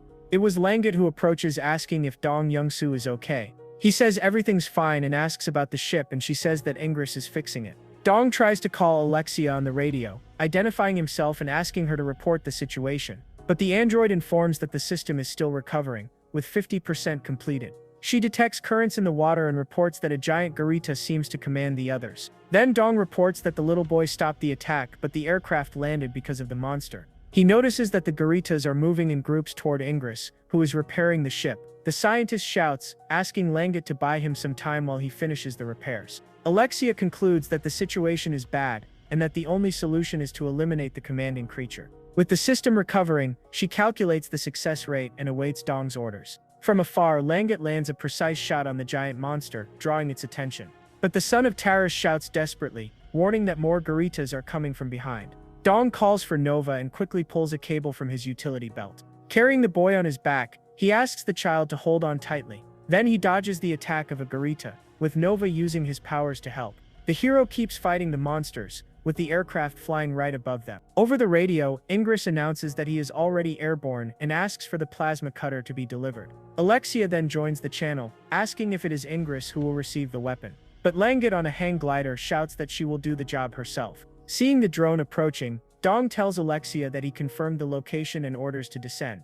The android, however, gives the opposite command, ordering to maintain altitude and speed. She explains that this way, the calculation becomes easier, and she launches the weapon toward them. Alexia calculates that the success rate is 100%, and Langut grabs the weapon and tells Ingress to go for the target. The scientist confirms that he understood, piloting the aircraft toward the giant monster. With the weapon in hand, Langut dives from the skies. She hits the creature's head directly. The giant monster roars in pain in front of her. The aircraft flies quickly toward the bridge. With that, she manages to attach some cables to the structure. Finally, the giant creature falls defeated. Langut calls for Dong Youngsu while the ship pulls all of them upward. Then the girl manages to grab his hand. They are pulled up, finally escaping that dangerous situation. With their leader defeated, the smaller garitas climb the giant body, completely lost. With no one to command them, they start fighting among themselves, and Dong watches everything from above. The scene changes, and Dong is sitting on the beach when the radio asks if everything is secure. He turns and asks worriedly if Alexia, the android, is okay after the battle. Alexia reports that her system is stable, and that the garitas are no longer a threat. Then Dong reports that their vehicle was flooded, but they managed to review the operation. The android states that despite the disadvantage, they succeeded in repelling the enemy. However, she appears holding Taurus's wife and laments, beginning to report the casualties. Alexia then delivers the tragic news, reporting that Saren ended up dying. He looks at the horizon, wondering if everything would still be the same if they met again. Alexia continues holding the woman's body. She reports that their vehicle was flooded by the tide and became unusable, and confirms that both Saren and Taurus died during the confrontation. The android also explains that Taurus's body was too damaged to be recovered. From afar, Ingress and little Nova watch the scene. Seeing that Ingress covers the boy's eyes, asking him not to look and saying it's okay. But Nova says that his father used to say that everyone dies one day, and that it can happen sooner than expected. Turning to the side, Dong calls for Ingress. Then he asks what they usually do when someone dies on planet Boomy. Directly, Ingress explains that the bodies are recycled and transformed into resources for the planet. The doubt arises, and Dong asks if there is no ceremony. In response, Ingress says they only deliver speeches of honor. For the hero, that system sounds far too suffocating. In silence, little Nova remains still without reacting. After reflecting, Dong decides that he will perform the honors in the way of Earth. The scientist agrees with the idea and tells him to do it. With a shovel in his hands, Dong walks to a distant spot and begins to dig the ground. After observing the terrain, he comments that the spot seems suitable for the burial. Alexia approaches and asks if Dong Youngsu needs help. In response, he asks her to bring food and water, and the android confirms that she understood. Soon after, Langut and her father announce that they will also help. Then he asks them to find something to write with and assist with the digging. The scene shows Dong digging, visibly exhausted. Between one movement and another, he thinks that he needs to hold strong through the whole situation. Later, Alexia arrives carrying the body, and he comments that that person does not belong to paradise. With great care, he places the woman's body inside the grave. Then, he asks Alexia to find a flat stone, and she agrees. Nearby, he finds a tree branch and begins to shape it using a knife. Curious, Alexia asks where she should place the stone, and he asks that it be left in front of the tree. Two branches are lit, resembling improvised incense sticks. Using a case as support, he writes a message on a strip of fabric. Once again, he asks Alexia to bring the food and water, and she confirms. Kneeling, he makes a silent bow, paying his respects. After that, he leaves the strip over the grave and steps back while Langut and Nova watch in silence. With a gentle voice, Dong calls the boy, who shows curiosity. Calmly, he explains that this is how they say farewell in the place he came from. Then he asks if Nova would like to try, and the boy replies that he also wants to do that. Before that, however, curiosity arises when he asks if there were letters written on that fabric.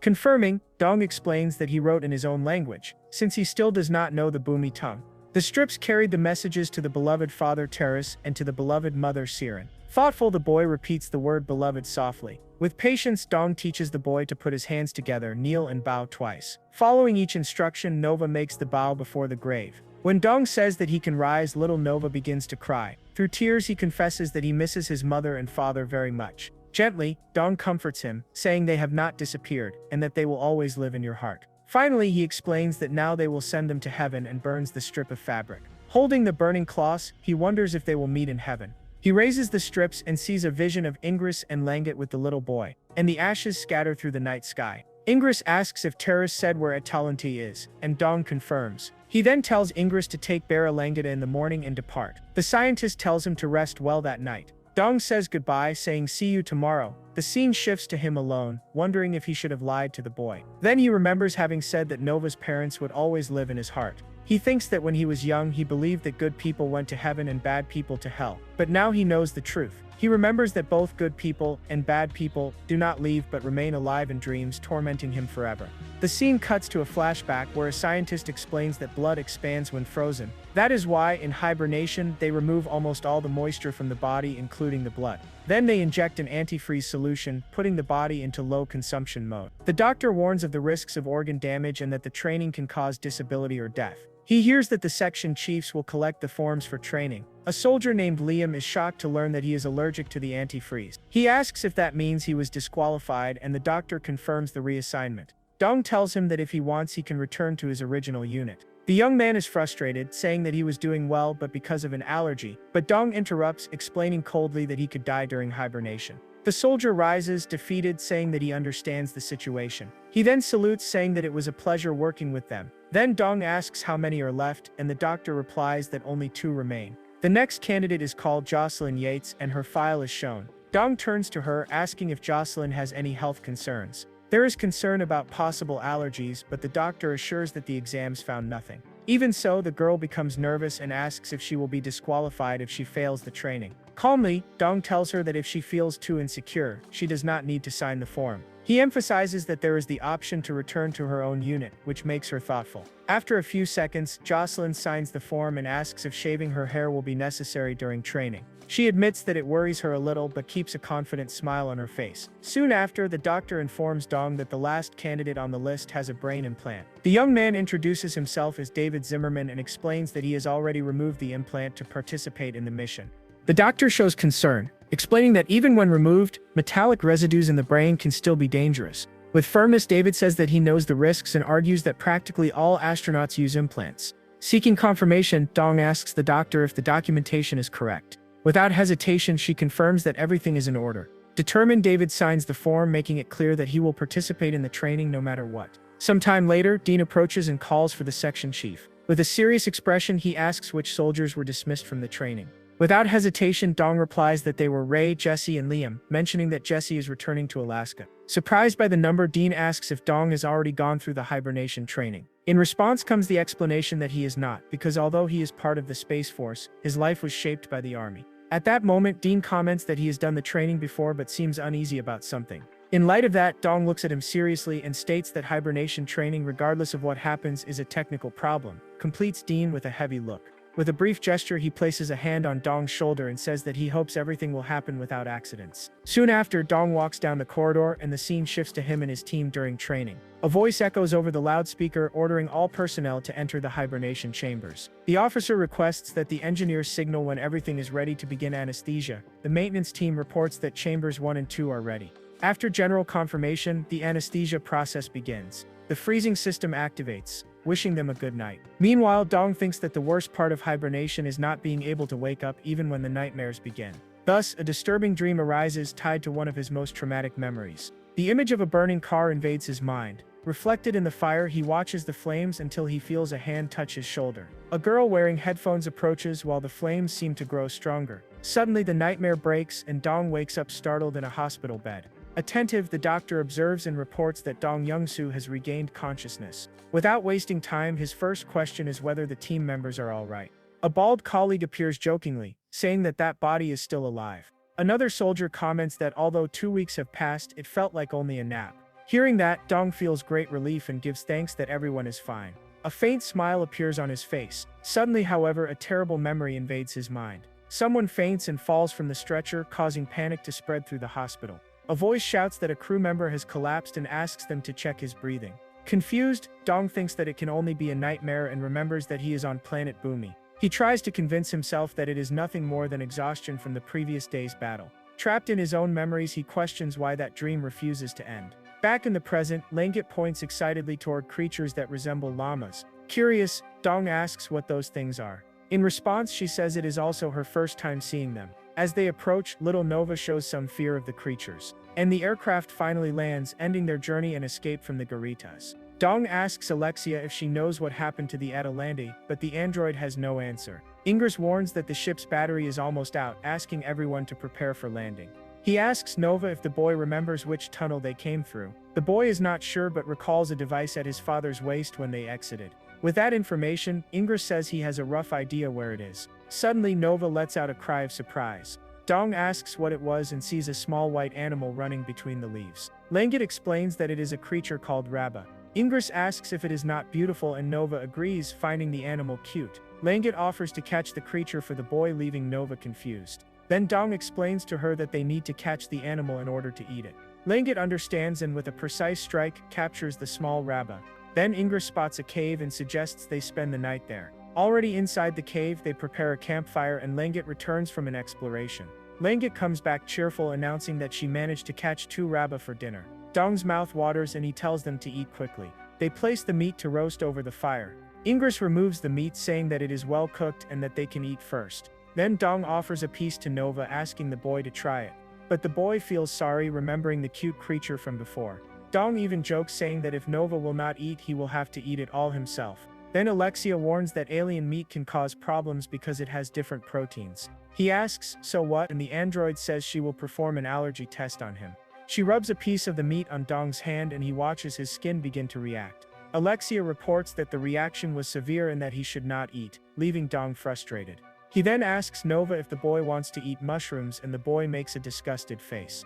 Seeing that, Dong says that he is right because one must eat meat to grow strong. Ingress takes the chance to ask Nova who taught him his Paluma abilities. The boy replies that he learned everything from a master named Paraka. Ingress asks in surprise if Master Paraka is still alive. Nova explains that they fled the village when it was attacked and does not know what happened to his master. The scientist becomes thoughtful, concluding that worries seem to have no end. Dong thinks it would be better to rest but wonders if he should have brought his guitar. Calling for Alexia, Dong asks if the recovered plasma cutter was very damaged. The android explains that the compressor needs repairs, but the magnetic field control still works. An idea arises, and he asks if it would be possible to produce sound by connecting the device. Alexia raises her hand and asks if he would like to try. Around them, the other Boomians watch curiously as Dong begins testing the device. With Alexia's help, he adjusts the frequency until he manages to emit the note E. Attentive to detail, Langut notices the use of electromagnetic fields, and he confirms it.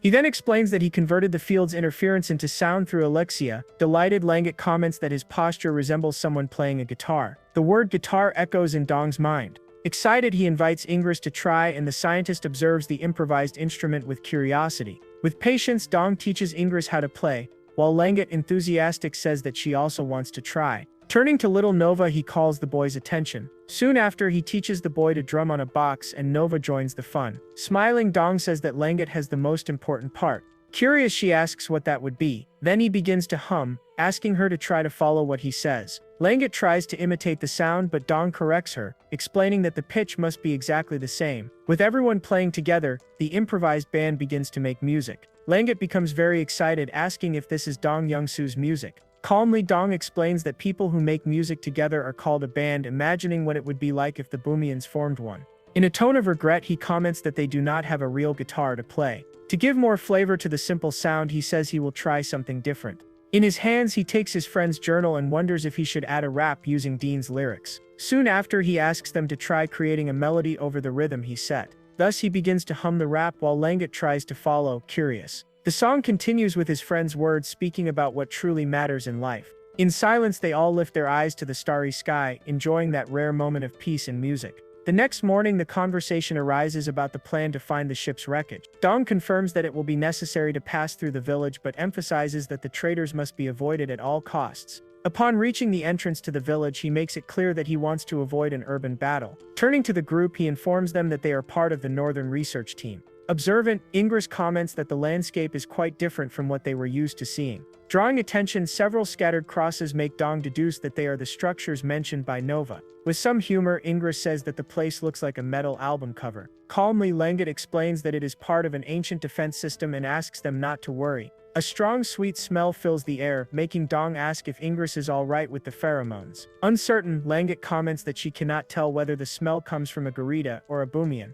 but she senses something refined in it. Confirming, Ingress warns that the odor is all over the village and orders everyone to put on their helmets. Once protected, Dong asks Nova if he knows where the villagers went. Uncertain, the boy says that he fled during the fight but points out that the battle happened on one side of the village. Curious, Ingress asks how many enemies took part in the conflict. In response, Nova says there were about 200 villagers defeated by the enemies. Finding the place too quiet for such a large force, Langut asks why Nova is not wearing a helmet. Patiently, Ingress explains that due to Paluma training, he has much greater control over chemical signals. Seeking to understand, Dong asks if that relates to the ability to control Garitas in the sea. The scientist replies that it is a rare ability based on using the right pheromones at the exact moment. Curious, Nova asks if Dong cannot sense pheromones. As an explanation, he says that on his planet pheromones are used mainly by insects, such as ants and bees. The revelation comes next when Ingress explains that Paluma does not only control the Garitas, but also the Boomians themselves. Shocked, Dong asks how that kind of control works. Didactically, the scientist explains that it all happens through the sending of signals such as orders to attack or to stop.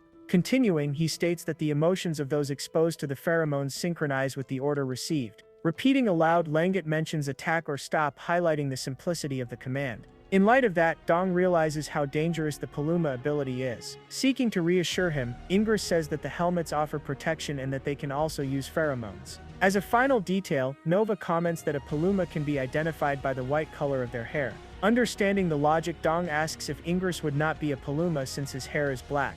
Ingress confirms that he is not, explaining that he only knows this because of former colleagues.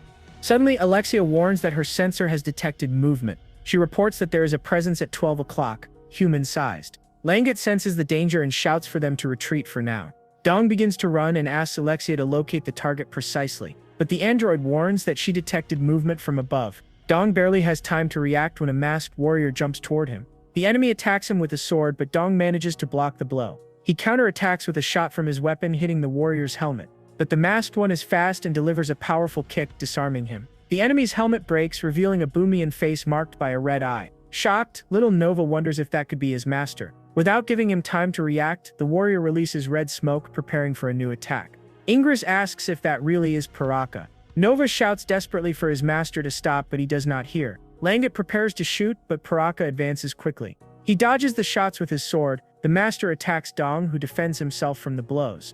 Paraka manages to disarm him and strikes his helmet. With a swift move, the enemy jumps and spins his sword. Dong does not understand how he was hit, feeling the impact of the blow. Langut shouts for Dong Young-soo, worried. Smoke begins to come out of Dong's helmet. He falls to the ground, suffocating, saying that he cannot breathe. Langut realizes that she cannot use her long-range weapon. She activates her powers, her eyes turning yellow, releasing red smoke. With her weapon transformed into a sword, she prepares for combat. Paraka faces her, ready for the duel about to begin. Langut charges fully to attack, but a mysterious voice shouts for them to stop. The fight halts, and a woman orders Paraka to retreat. She apologizes for the attack, revealing that the warrior's name is indeed Paraka. Meanwhile, Dong remains on the ground, unable to breathe. Langut notices that the tube of his helmet was cut and offers hers. But Dong refuses, feeling dizzy. Langut removes his helmet and is startled by his facial reaction. Dong tries to catch his breath with several red patches on his skin. Alexia explains that it is an immune reaction due to pheromones in the air. She says that they first need to give him oxygen and then find a remedy. Nova offers to control the pheromones, if that is the problem. The mysterious woman approaches and asks if they are the owners of the ship that crashed nearby. She comments that the ship had many interesting technologies. In a careful tone, the woman offers to help if they need assistance. Nearby, Alexia approaches Langut, who observes the entire scene with suspicion. Intrigued, the mysterious woman wonders why they have not asked for help yet. With concern, Alexia warns that Dong's allergic reaction is worsening. Unable to breathe properly, the hero tries to bring something to his mouth for air. In a quick gesture, Langut offers her own helmet to him. The warning comes immediately after when Alexia explains that the aerosol concentration is high and could affect Langut. Insistently, the mysterious woman asks again if they are the owners of the crashed ship. Then she comments that they clearly seem to need help. Seeking information, Alexia asks if she knows anything about the Atalante ship. Without hesitation, the woman confirms, saying that she has already searched for the ship in hopes of finding new technologies. Naturally, she invites the group to talk in her workshop. As they walk, the question arises about what brought them to that place. They follow the mysterious woman up the stairs. Along the way, Alexia explains that Earth has become uninhabitable and that their planet is threatened by a meteor. Understanding the situation, the woman realizes that the mission involves destroying the Ragbada and shows interest. Curious, she asks if they are claiming to be the saviors of planet Boomy. Thoughtfully, Alexia responds that if everything goes as planned, they could be seen that way. Even so, the android remains suspicious of that woman. With a light smile, the white-haired woman comments that their story is very moving. Soon after, little Nova calls for Ingress. Approaching, he leans in and whispers something into the scientist's ear. Ingress listens attentively but shows no reaction. The woman says that she recovered some items from their species, but she warns that she is not sure if there is any medicine in the boxes. She suggests that perhaps it would be better if they made the medicine themselves. Seeking a solution, Alexia asks if there is any way to do that. In response, the woman asks if they are familiar with the Boomian's physical enhancement. Objectively, the android explains that she understands the process as physiological changes induced by pheromones. Then comes the revelation that the enhancement is not entirely natural. To prove it, the woman shows a capsule and explains that in reality they use a type of stimulant. Holding the capsules, she states that those individuals are the true main characters of the story. Immediately, Alexia performs a scan with her eyes. Precisely, she asks if the capsules contain nanorobots. Without denying it, the woman explains that Boomians receive these injections while young to learn how to use them. When the red pheromones enter the body, strength increases but side effects appear. It is these nanobots that control and regulate the effects of pheromones in the organism. Faced with that, Alexia asks if the intention is to use the method to suppress Dong's immune reaction. Confirming, the woman explains that she intends to train the nanobots to contain this reaction. On alert, she warns that adjustments will be necessary since the robots are optimized for Boomians.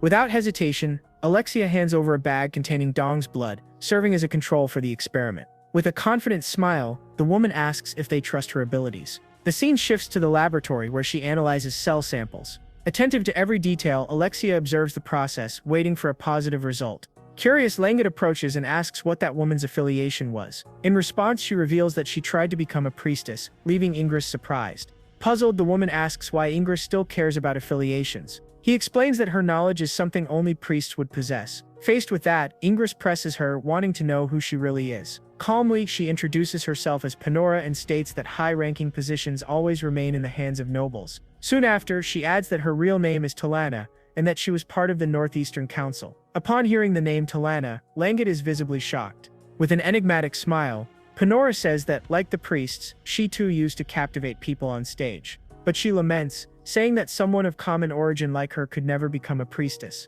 Ingress reprimands her, saying that such a statement is an insult to the Boomian federal system. Without hesitation, Penora retorts that his hypocritical attitude is no different from that of the nobles. Immediately after, she injects something into Dong's hand as he lies down, vulnerable. On alert, Alexia warns that his body temperature is dropping. Worried, she asks about his breathing, and Dong replies that he feels much better. After analyzing the data, the android confirms that the treatment is working and thanks Penora.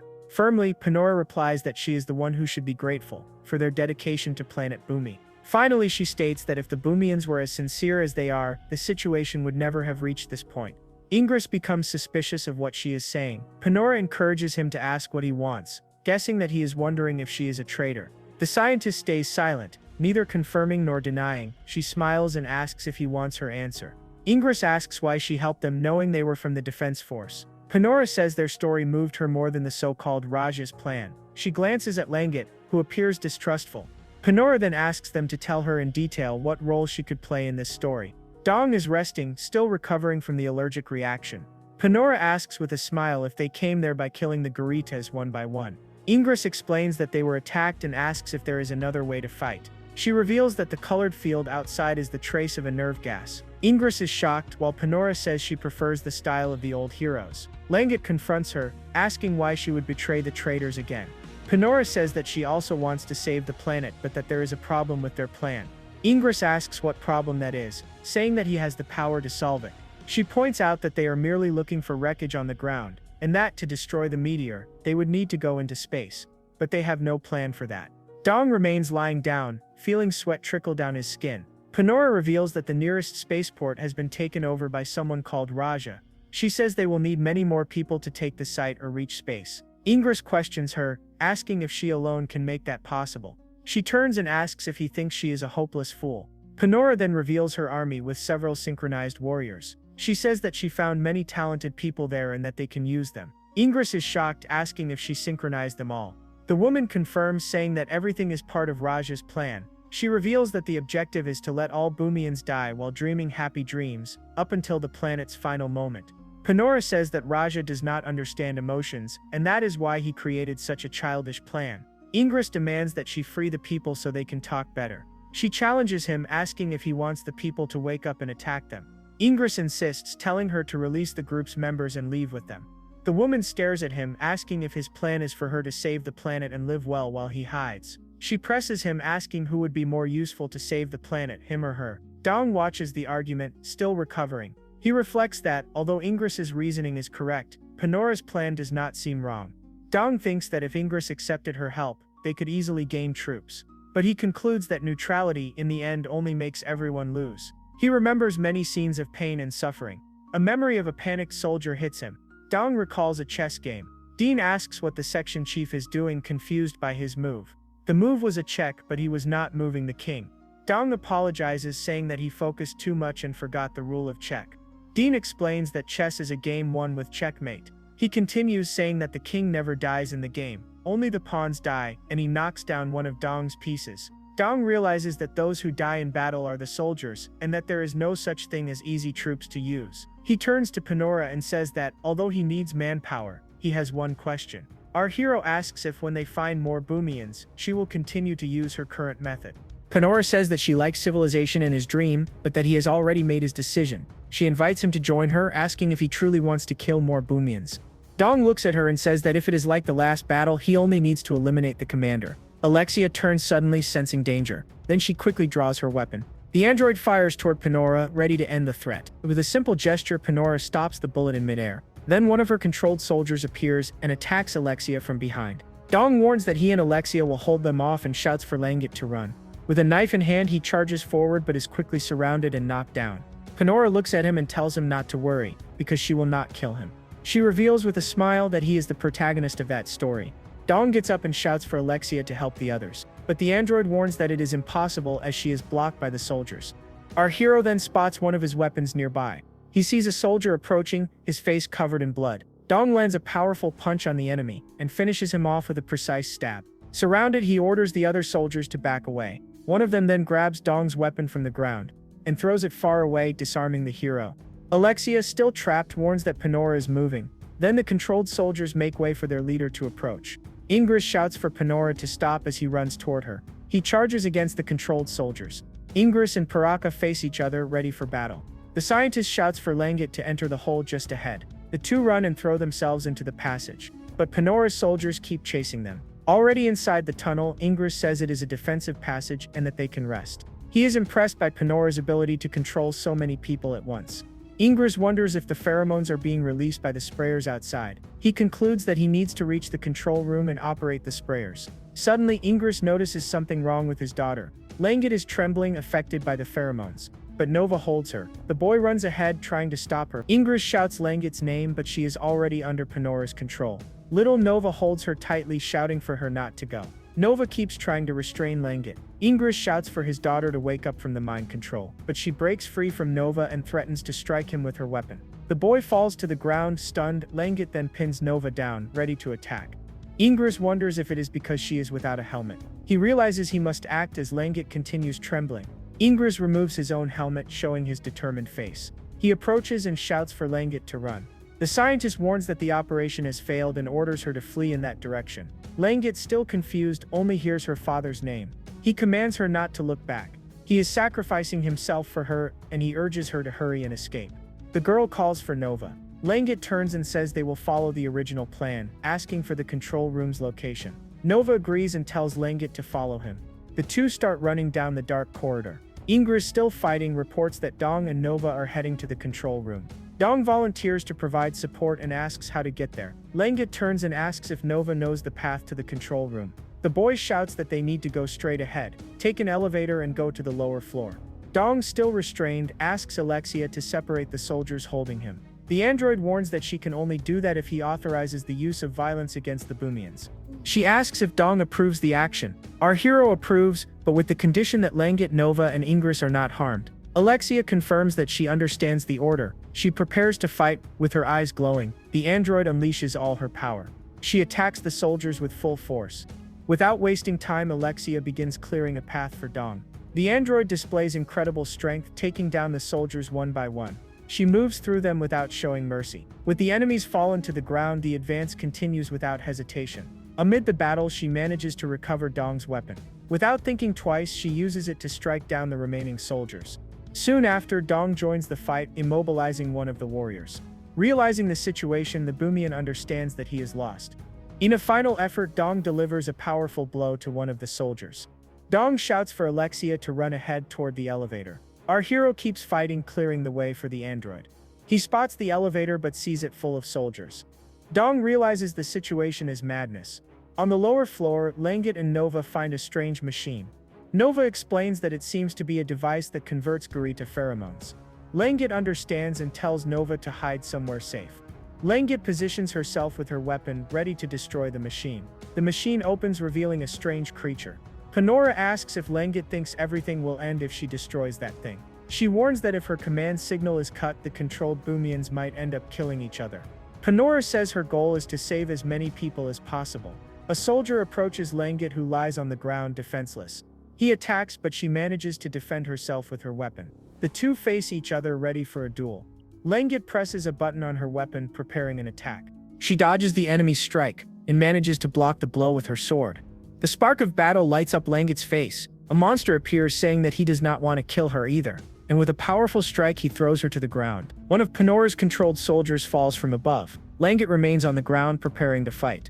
The soldier attacks her, but she manages to defend herself. Raja, the creature controlling Penora, says it is not her fault that the world has become this way. Penora explains that the blame lies with the greed of the elders. Langut, still pinned down, seems to tremble with anger. Nova shouts, warning that the central tank is a mixer. Penora simply watches him, her expression unchanged.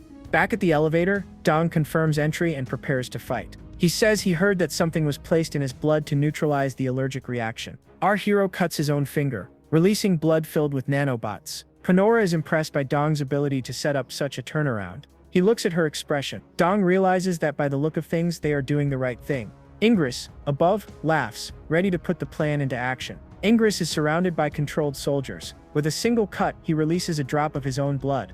The sprayers outside begin to operate. They release Ingris's blood in the form of gas. One of the controlled soldiers blinks, regaining consciousness. Langut calls her father's name, confused. Ingris asks if Paraka is regaining consciousness. Gradually, the soldiers begin to awaken from mind control. They look around, confused about what is happening. Dong approaches the machine and shouts for Penora to give up. Penora says she never wanted to follow that plan. She continues, saying that now she has no other choice. Dong asks what plan she is talking about. A sleeping Garita opens its eyes, glowing red. Suddenly, several Garitas emerge, ready to attack. Raja asks what plan he wants to know about. The Boomian soldiers look terrified. Several Garitas burst from the ground. One of the soldiers is attacked from behind. A Garita strikes Paraka from the back. Raja reveals that his plan is to kill every Boomian present. Dong asks in shock if she intends to kill everyone. She says those people chose their own safety over the survival of their species. Penora states that it would be better for Dong to join them instead of siding with hypocrites. In a swift motion, Alexia attacks one of the Garitas to protect Langut.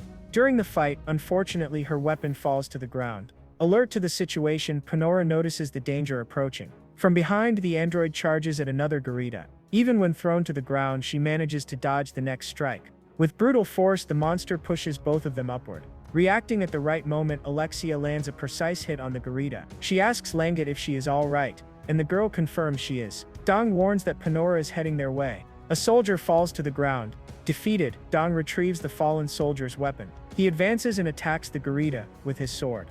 Dong shouts to Alexia asking for fire support. The android warns him to move away from the monster. She takes position and fires her powerful weapon. The shot hits the Garita's eye directly. Dong shouts for Penora to give up as the monster writhes in pain. He approaches but realizes Penora has vanished. Our hero looks around, searching for her. He spots her atop the monster and alerts Alexia. Suddenly, purple energy begins to emanate from the Garita. Enveloping Dong, Langut shouts for Dong to watch his step. Our hero falls amid the purple energy, but says he is fine. He says he was lucky to fall to the ground, though it will be hard to get up. Dong informs Alexia that Penora is moving outward and that he will track her. The android says she understands and Dong runs toward the exit. He sees Penora standing on the Garita as it charges into the battlefield. The monster advances against the Boomians, beginning a true massacre. Watching the chaos, Dong remarks that the situation is far from good.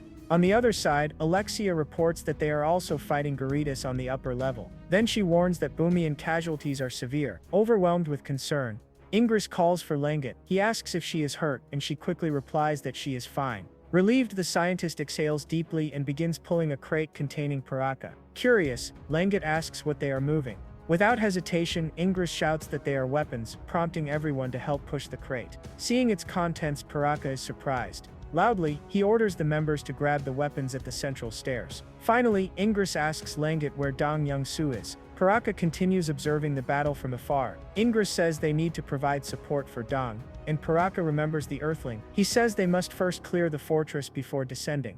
Paraka shouts through the radio trying to contact his commanders. A soldier reports that the 1st Cavalry commander is dead. Another soldier informs that the 3rd commander, Barda, is in the hangar. Paraka orders Barda to gather his forces and support Dong Young-soo. The soldier confirms, saying he will send the troops immediately. Dong tells Alexia that Penora is on the move. He realizes there is nothing else he can do. Dong throws a smoke grenade to cover the area. Alexia shouts for him to retreat to the central gate. One of the soldiers says they will hold the line. Dong questions the tactic, and the soldier asks if there is a problem. He explains that if they spread out, they will be defeated one by one. The soldier understands that the plan is to concentrate the attack on a single point. From above, Paraka shouts for Barda to follow Dong's orders. He continues, saying that they will provide support at the gate. Barda agrees, saying that he also likes that operation. Dong plants a flag in the ground, assuming command. Alexia warns that it is time to receive the commander's insignia and focus on his role. With the flag in his hands, she compares the situation to the Battle of Gagamela. According to Alexia, it is now up to him to be the Alexander of that battle. Her analysis continues, drawing direct parallels to the historical conflict. She explains that the balance of forces resembles the clash between Alexander and Darius. In the android's view, the enemy is trying to use numerical superiority to surround them. Finally, Alexia points out that there is a clear weak point in the enemy formation. She explains that the density of the troops is uneven, creating gaps. Alexia concludes that they must attack those vulnerable points to cause a chain collapse. She reinforces that Dong's role is to lead the cavalry in a direct assault on the center. Dong advances on his mount, ready for battle. A giant Garita faces him, preparing to fight. Barda shouts that he will handle that monster. He charges forward, but the Garita is faster and strikes him. One of the soldiers prepares a flare and fires it at the Garita, distracting the monster and saving Barda. Charging without hesitation, Alexia cuts a path through the enemies. Amid the chaos, Dong shouts for the cavalry to turn left. Without stopping, he orders that Penora be captured at the center of the formation. Following his command, the cavalry advances, firing at the Garitas. From a distance, Dong observes the clash, fully focused on strategy. With agility, he manages to climb onto the giant Garita. From above, he warns that there are traitors nearby and orders everyone to be careful with their shots. Shouting, he informs Barda that he will climb the Garita to capture Penora. Then he orders that the left flank attack continue without pause. With his mount in motion, Dong charges straight into the fight. In a precise leap, he abandons the bike and lands on the monster's body. Surprised by his sudden arrival, Penora turns around. The attack comes fast, but she dodges easily. She wonders with a smile if her power will work on Dong as well. Penora begins to chant a mantra, trying to control his mind. Dong fights against the influence as she continues to speak. He fires, but the shot is blocked by one of her soldiers. Dong keeps struggling, trying to break free from the mental control. Even under pressure, he resists and stays focused on the battle.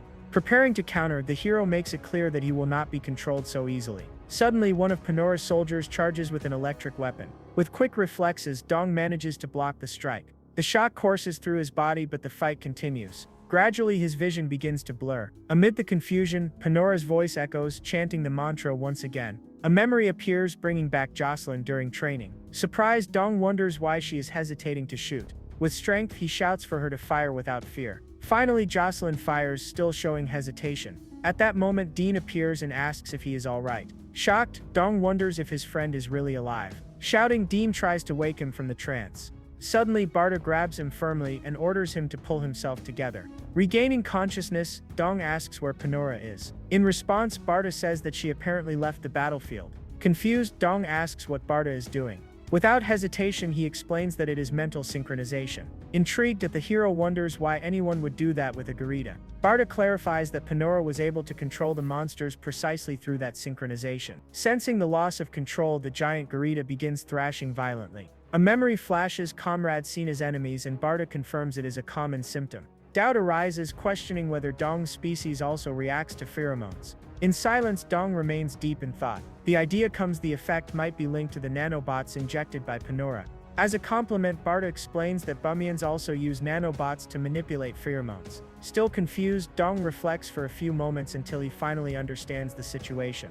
He asks how Barda knows all this, if the information is restricted to the priests. Barda reveals that he learned everything from Piraka, who hides nothing. Dong questions him about the color of his hair, but Barda only stares back. Penora appears, praising Dong's mental strength. The giant Garita finally breaks free from control, ready to attack again. Dong questions her, asking how long she has been playing with them. She says he reminds her of the legendary heroes. Penora asks which companions he saw in his hallucinations. Dong says that she who caused them should already know. She explains that synchronization does not read the mind, it reveals the heart.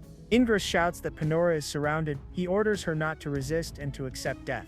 Penora asks if they truly intend to kill her. She wonders if there is no way to unite their forces.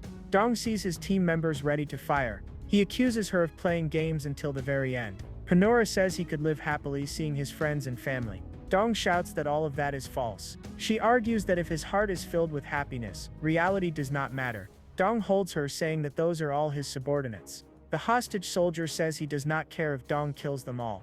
Shocked by the madness, Dong is suddenly attacked without knowing from where. He reflects that some people fight to defend their beliefs, but others like him fight simply because they are good at it.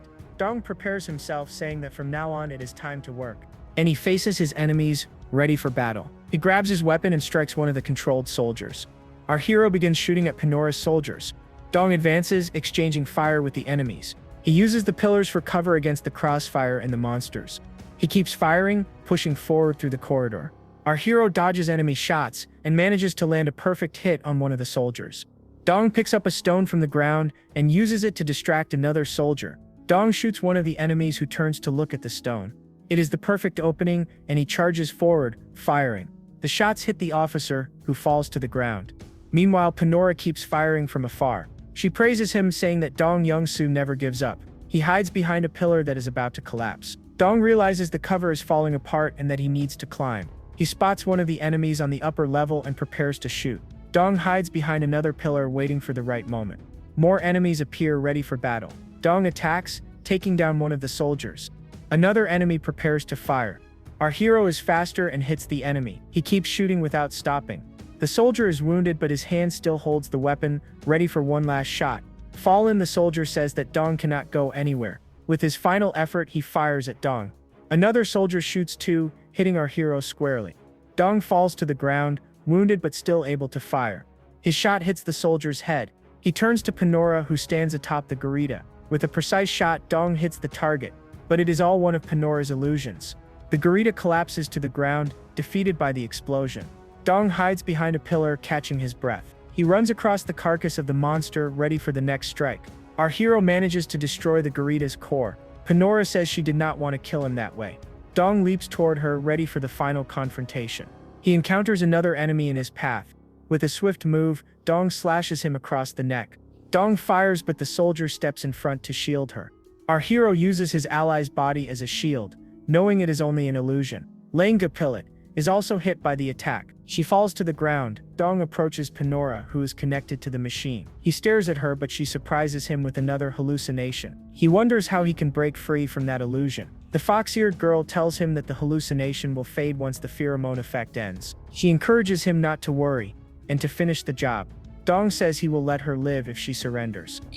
Penora is surprised by his mercy. He explains that he is merely following the Geneva Convention. She says that even if he spares her, the other Boomians would kill her.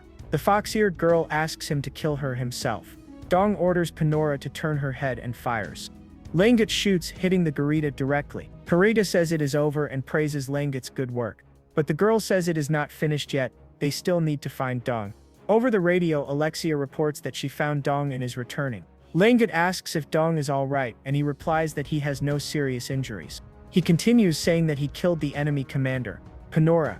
Garita and Langut are shocked by the news. The soldiers celebrate, shouting that they have won the battle. One of them looks at Dong and says that the hero has returned. They keep cheering their victory. Rada's body falls to the ground, lifeless.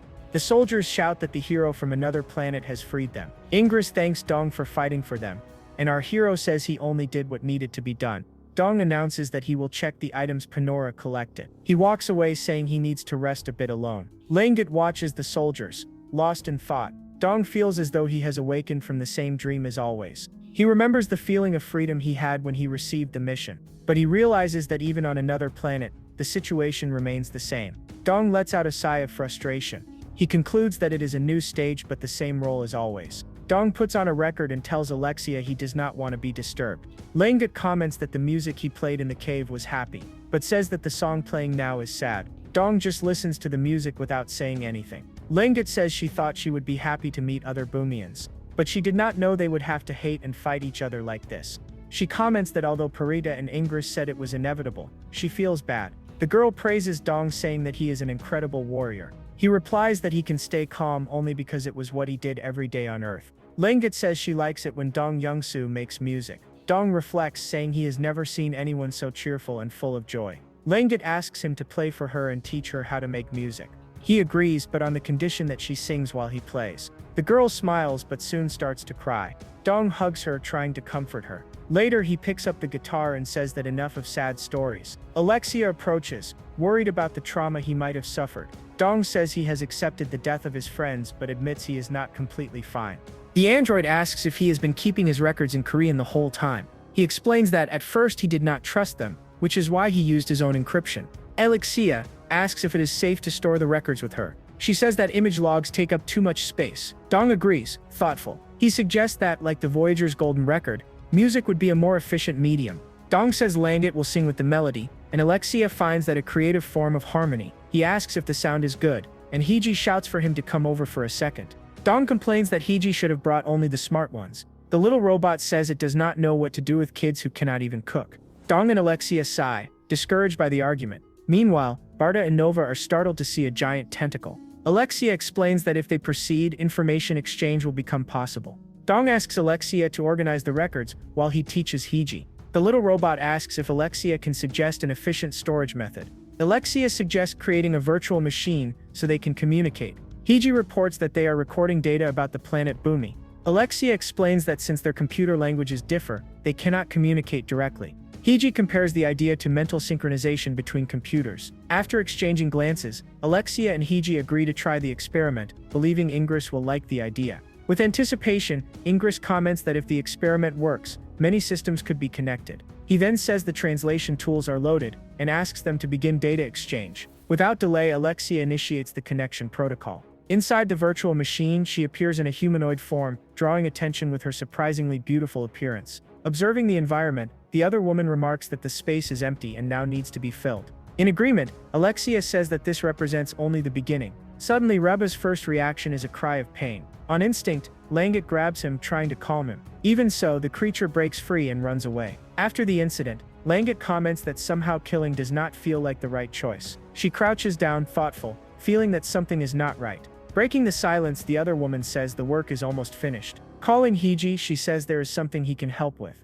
Finally, Alexia reveals that she wishes to become human, leaving the woman visibly shocked. She explains that the way humans remember is extremely efficient, and that they use only the memories necessary for each situation. She adds that her words may sound human, but her virtual image resembles Langut. The woman says she understands that Alexia sees herself as an AI modeled after Langut. Alexia asks her to prepare for future missions. She insists that her appearance is truly her own, and naturally she becomes curious as to why she looks so much like Langut. The woman reveals that Langut is her daughter, and that it is a secret. I confess I had already suspected it. Ingress announces that the external work is finished. Dong arrives with food and asks how they are doing. He offers some to Ingress, who thanks him. Dong says he feels much better, thanks to the nanobots. He comments that because of them he has become more sensitive to mental synchronization. Dong asks under what conditions mental synchronization works. Ingress explains that it neutralizes the mind with pheromones and uses electrical signals. He gives as an example the increase in aggression when Boomian's skin turns red. Ingress concludes that in this state an attack command will make them attack the enemies. Dong concludes that the visions of his friends were a command to think of close people. Ingress confirms, saying that with more advanced devices, escaping becomes nearly impossible. Dong says he worries about hallucinating during combat. Ingress shifts uncomfortably, but continues the conversation. He shows a guitar he built himself, modeled after Dong's. Ingress explains that he modified a plasma cutter, so it could be used in combat. Dong is stunned by the gift, unsure what to say. Ingress hands him a pair of headphones, explaining that he can listen through them. Dong thanks him and asks if he can try the guitar. The scientist tells him to go ahead, as he cannot work anymore that day. Excited, Dong thanks him and promises to return the favor. Ingress wonders if Earthlings often drink something so strong. Dong sits outside playing his new guitar. Langut approaches, holding a lantern. He keeps playing, immersed in the music. Langut removes one of Dong's headphones to listen. She asks what song it is. Dong explains that it is a song he made with a friend, and that he suddenly remembered it. Langut says she feels happy and sad at the same time. He says that is exactly the feeling he wanted to create with the music. The scene shifts to a flashback, where a streamer girl praises his melody. She explains that they decided to make a closing song for the live stream. The girl complains when he talks about money before making art. She praises the song, saying it is really good. The streamer suggests the title grand finale for the track. Back in the present, Dong asks if Langut liked it. She says yes, and the two quietly watch the starry sky. A red flower appears amid the codes. The AI representing Langut's mother holds the flower. The android reports that atmospheric composition analysis is now possible. Alexia smells the flower and is suddenly transported to a field full of blossoms. Confused, she asks what just happened. The AI explains that it created something similar to human memory. Alexia asks if one sense evokes another, then answers herself, saying it is not just the senses, but memories and actions together. Alexia concludes that although errors may occur, the method is both original and effective. Langut's mother's AI informs her that the essential download is complete. She continues, saying that Alexia can now assist Dong more effectively. And finally, she asks Alexia to keep Langut safe. Suddenly, Jocelyn appears, ordering them to drop their weapons. Ingress stands up, startled by her arrival. Jocelyn shouts again, demanding that they surrender. Ingress's sword falls to the ground. Other soldiers arrive and ask if the commander is all right. Jocelyn asks who he is. Paraka says he came to negotiate, and that he is a friend of Dong. Jocelyn keeps her weapon aimed, suspicious. Paraka repeats that he is a friend of Dong Young-soo. She tells them to talk in private. Dong tells her to make it quick. The two step aside to talk. Paraka warns that Alexia is arriving for the negotiation. Jocelyn is surprised, asking if Alexia is nearby. Paraka makes a hand signal. Jocelyn does not understand what it means. A drone appears and orders her to stop. Her weapon is deactivated by the drone. She throws two discs into the air and orders the drone to disable the interference. Jocelyn presses a button on her suit, initiating a radio scan. Paraka asks for a response. Alexia asks her to state her affiliation, rank, and name. Jocelyn introduces herself and celebrates that Alexia is alive. The android says she is glad to know Jocelyn survived. Jocelyn explains that she is stationed at the 4th Orbital Observation Base. She says she found an alien who claims to be a friend of Dong. Alexia explains that it is Barda, a comrade sent to negotiate. Jocelyn asks if the order came from the section chief, and Alexia confirms. She agrees to assist in the negotiation if the order came from Dong. Paraka reports that Jocelyn wants to speak to the commander. Jocelyn says she first needs to know what they want. Paraka reveals that there is a way to destroy the Ragbata meteor. He proposes that they free the synchronized Boomians and join forces. Jocelyn's soldiers are stunned by the proposal. Paraka laughs, confident in his offer. But the commander says Paraka is the one who should be begging for his life. He orders Comrade to be brought in. Paraka mutters that he needs to deal with that fool. The commander orders Paraka to fight the prisoner. He says that if Paraka wins, he will be allowed to speak. Paraka grows furious, shouting at his soldiers. The commander insists the fight must be fair and removes Paraka's armor. He warns that the only rule is to fight until one of them dies. The prisoner prepares for combat, her body flushed red with rage. Jocelyn informs Alexia that the traitors are forcing Barda to fight. Alexia confirms and the two begin to fight. Paraka lands a punch, but Comrade dodges. She counterattacks with a powerful strike. The fight continues, both trading blows and kicks. Paraka notices she is using her left hand again. He manages to grab Comrade's arm, blocking her attack, but it does not work well, as she lands a strong right hook. She rushes forward again, ready to attack. For a moment he freezes. He even asks why she is hesitating, and she tells him to save her. He attacks her, but she dodges easily. With a powerful blow, he throws her to the ground. Jocelyn's soldiers are shocked by the sight. Paraka shouts that enough is enough and demands to see the commander. His sword slips from his hand and falls to the floor, signaling the fight's end. Across the room, the commander orders him to finish the combat. In a cold tone, he warns that if Paraka does not kill her, he will be the one to die. Paralyzed by pressure, Paraka stands frozen, unsure what to do. From afar, Jocelyn watches everything with a serious, calculating expression. On the ground, Kalmara trembles, unable to stand. Carefully, Jocelyn asks Alexia if things will get worse if Barda dies. Then she comments that she heard the guest has valuable information and suggests a peaceful solution. Impatient, the commander orders Jocelyn not to interfere in their affairs. He warns her that she will not receive the same special treatment given to Raja. Around them, soldiers begin taking positions, preparing to open fire. Jocelyn then asks Alexia what Dong's rules of engagement are. Moments later, she releases her drones and declares that she already understands the situation. Intrigued, the commander asks what she thinks she is doing. Without hesitation, Jocelyn announces that she is opening the plasma. Quickly, the drones attack the soldiers' weapons. One of them looks around, completely confused by what just happened. With a firm voice, Jocelyn declares that negotiations have failed and that the combat sequence has begun. The internal system confirms that the heating process is complete. Advancing without fear, she activates her plasma discs. In an authoritative tone, Jocelyn declares that resistance is futile and demands to be taken to the commander. Surprised, the commander asks if she has any idea who he is. At that moment, Jocelyn begins to hear a strange sound. She turns around and sees several soldiers lying on the ground. The soldiers are being controlled, their skin glowing red with rage.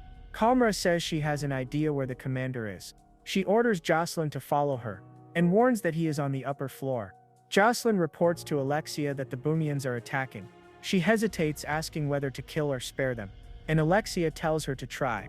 Kalmara charges forward, taking down soldiers one after another. She keeps fighting, clearing the way. A soldier with a sword attacks her. He prepares to strike before he can act. Jocelyn hits him with her plasma disc. Stunned, the soldier freezes, unable to understand what just happened. Paraka shouts for Kalmara to get back immediately. Across the area, Penora's soldiers begin firing. Jocelyn uses her discs as shields. With precise movements, she dodges the incoming shots. Panicked, Kalmara asks whether to go left or right, and Paraka yells, "Right." One of the soldiers advances, ready to shoot at point-blank range. Without hesitation, Jocelyn activates her shield to block the attack. Then she charges forward, striking down the enemies one after another. In the chaos, she wonders what the giant gorilla standing before her is. Jocelyn is shocked by the monster's size. Paraka yells to the commander, demanding they talk. He proposes freeing the Boomians and doing what is right together. The commander looks surprised but remains silent. The giant gorilla attacks Paraka. Jocelyn launches her plasma discs to assist. Her discs slice through the gorilla's tentacles. The monster recoils in pain and collapses to the ground, defeated. Dong orders the soldiers to stand down. A gas is released, calming everyone. The soldiers look around, confused, unsure of what just happened. Dong announces that they have found a way to destroy the meteor. He says that if they fight together, they can protect their planet. One soldier asks if that is really possible. Dong reveals that his species possesses an antimatter bomb. He explains that to use the bomb, they will need everyone's strength. A soldier steps forward, saying that if that is the case, he wants to join. Dong agrees and tells him to gather his comrades. Jocelyn is stunned when she sees the section chief. Dong greets her and asks for a mission report. Jocelyn jokes that a rock star like him never dies easily. Ingress points out that Dong is without his helmet. Jocelyn reports that she subdued the enemy commander with minimal losses. Dong explains that he is searching for the Atalante's engine. He continues, saying that a massive meteor is approaching the planet, and that they are securing control points to observe the surface with satellites. Jocelyn is surprised, saying that the engine is not on the ground. She reveals that it never fell, it is orbiting the planet. Her confirmation shocks Dong. He asks if the engine is floating like a satellite. Jocelyn replies that the engine is in the sky, above planet Boommy. She explains that she confirmed this from the observation basis. Dong asks why she was looking for the engine. Then comes the revelation Dean planned to use it as a power plant. Stunned, Dong wonders if Dean is still alive. Without hesitation, Jocelyn confirms that he survived and now leads 10 survivors. Then comes the question of whether Raja might assist them. Firmly, Jocelyn explains that if Dong's group is hostile to Raja, they will need to ally with him. In response, Dong says Raja is not someone easily trusted. He adds that Raja's behavior seems to hide a darker purpose. Agreeing, Jocelyn says she also feels something is being concealed. Alexia interrupts, reporting that 12 people have been selected for disobedience. Curious, Dong asks how the prisoners have been treated so far. Concerned, Jocelyn warns that if they return, their allies will be in danger. Ingrid suggests an extreme solution: kill or detain the prisoners. After some thought, Dong decides to keep them confined for now. He explains that the uncooperative ones will go with them, promising to release them later. Intrigued, Ingrid asks what made him change his mind. Dong reveals that more crew members from Earth are on their way. Without objection, Ingrid remarks that Dong seems too kind to the traitors. Then he orders Langut to find something to tie the prisoners with. Angrily, the commander protests, saying this was not part of their agreement. Accusingly, he demands to know if Dong's kind always break their word so easily. Shouting, Kalra demands that the prisoners be freed. In the ensuing chaos, one of the soldiers reaches for a weapon. Alarmed, the commander yells that the traitor is armed and orders him disarmed. Without hesitation, Kalra charges forward to strike. A powerful punch lands squarely on the soldier. The fight rages on, Kalra showing her full strength. Between blows, she calls the enemy a slave bastard and throws him to the ground. Without pause, she locks him in an armhold to immobilize him, then lands a knee directly to his face. With a final kick, the soldier is knocked unconscious. Kalra takes the fallen enemy's sword. Watching the scene, Jocelyn asks if everyone plans to just stand and watch. On alert, she warns that the prisoners are a risk factor. A soldier retorts that if they die, it will just look like madness. At that, Dong asks Jocelyn for her shield. He shouts for her to hurry. Without arguing, Jocelyn agrees to hand over the shield. Sword in hand, Kalra charges again, ready to strike. In a swift motion, Jocelyn steps forward and blocks the attack. Firmly, she orders Kalra to calm down. Seeking answers, she asks who Kalra really is. Approaching her, Dong asks why she is doing this. Kalra introduces herself and requests to be sent to Raja. In response, Dong asks what she stands to gain from it. Without hesitation, she reveals that her own sister ended up on the 8th path because of a mistake she made. With a desperate cry, Kalra begs them to kill Raja and save her sister. Carefully, Dong says he will come up with a plan and orders her to lower her weapon. The sword slowly lowers and Kalra accepts the proposed truce. From a distance, Jocelyn watches the entire scene, deep in thought. Meanwhile, Langut prepares to shoot, still gripped by distrust. In the air, Jocelyn senses the tension that refuses to fade. Determined, Kalra steps closer, ready to negotiate. In reaction, Langut turns, keeping her weapon steady in her hands. A sigh escapes Jocelyn, heavy with concern. Taking the lead, Dong asks Ingrid to handle the situation. Then he turns to Jocelyn and suggests that they plan the team's return. After a brief hesitation, Jocelyn agrees. Thoughts continue to swirl in Dong's mind. Breaking the silence, Jocelyn remarks that he seems deeply attached to that species. Stepping closer, she asks the section chief for a promise. With firm resolve, Jocelyn demands that if he ever has to choose, he must prioritize the crew members. For a moment, Dong remains silent, offering no reply. Then he answers that it should be obvious, but questions the reason for the conversation. Gently, Jocelyn reminds him that his life also matters and that he must never sacrifice himself. Continuing, she insists that even if that child's life is at stake, he must still protect his own. Dong looks at her, thoughtful, and finally nods in agreement. And that's how we wrap up another part of this incredible story. If you want to keep following it, don't forget to subscribe, leave a like, and drop a comment to support the channel. It costs nothing and helps us a lot. That said, see you later, everyone.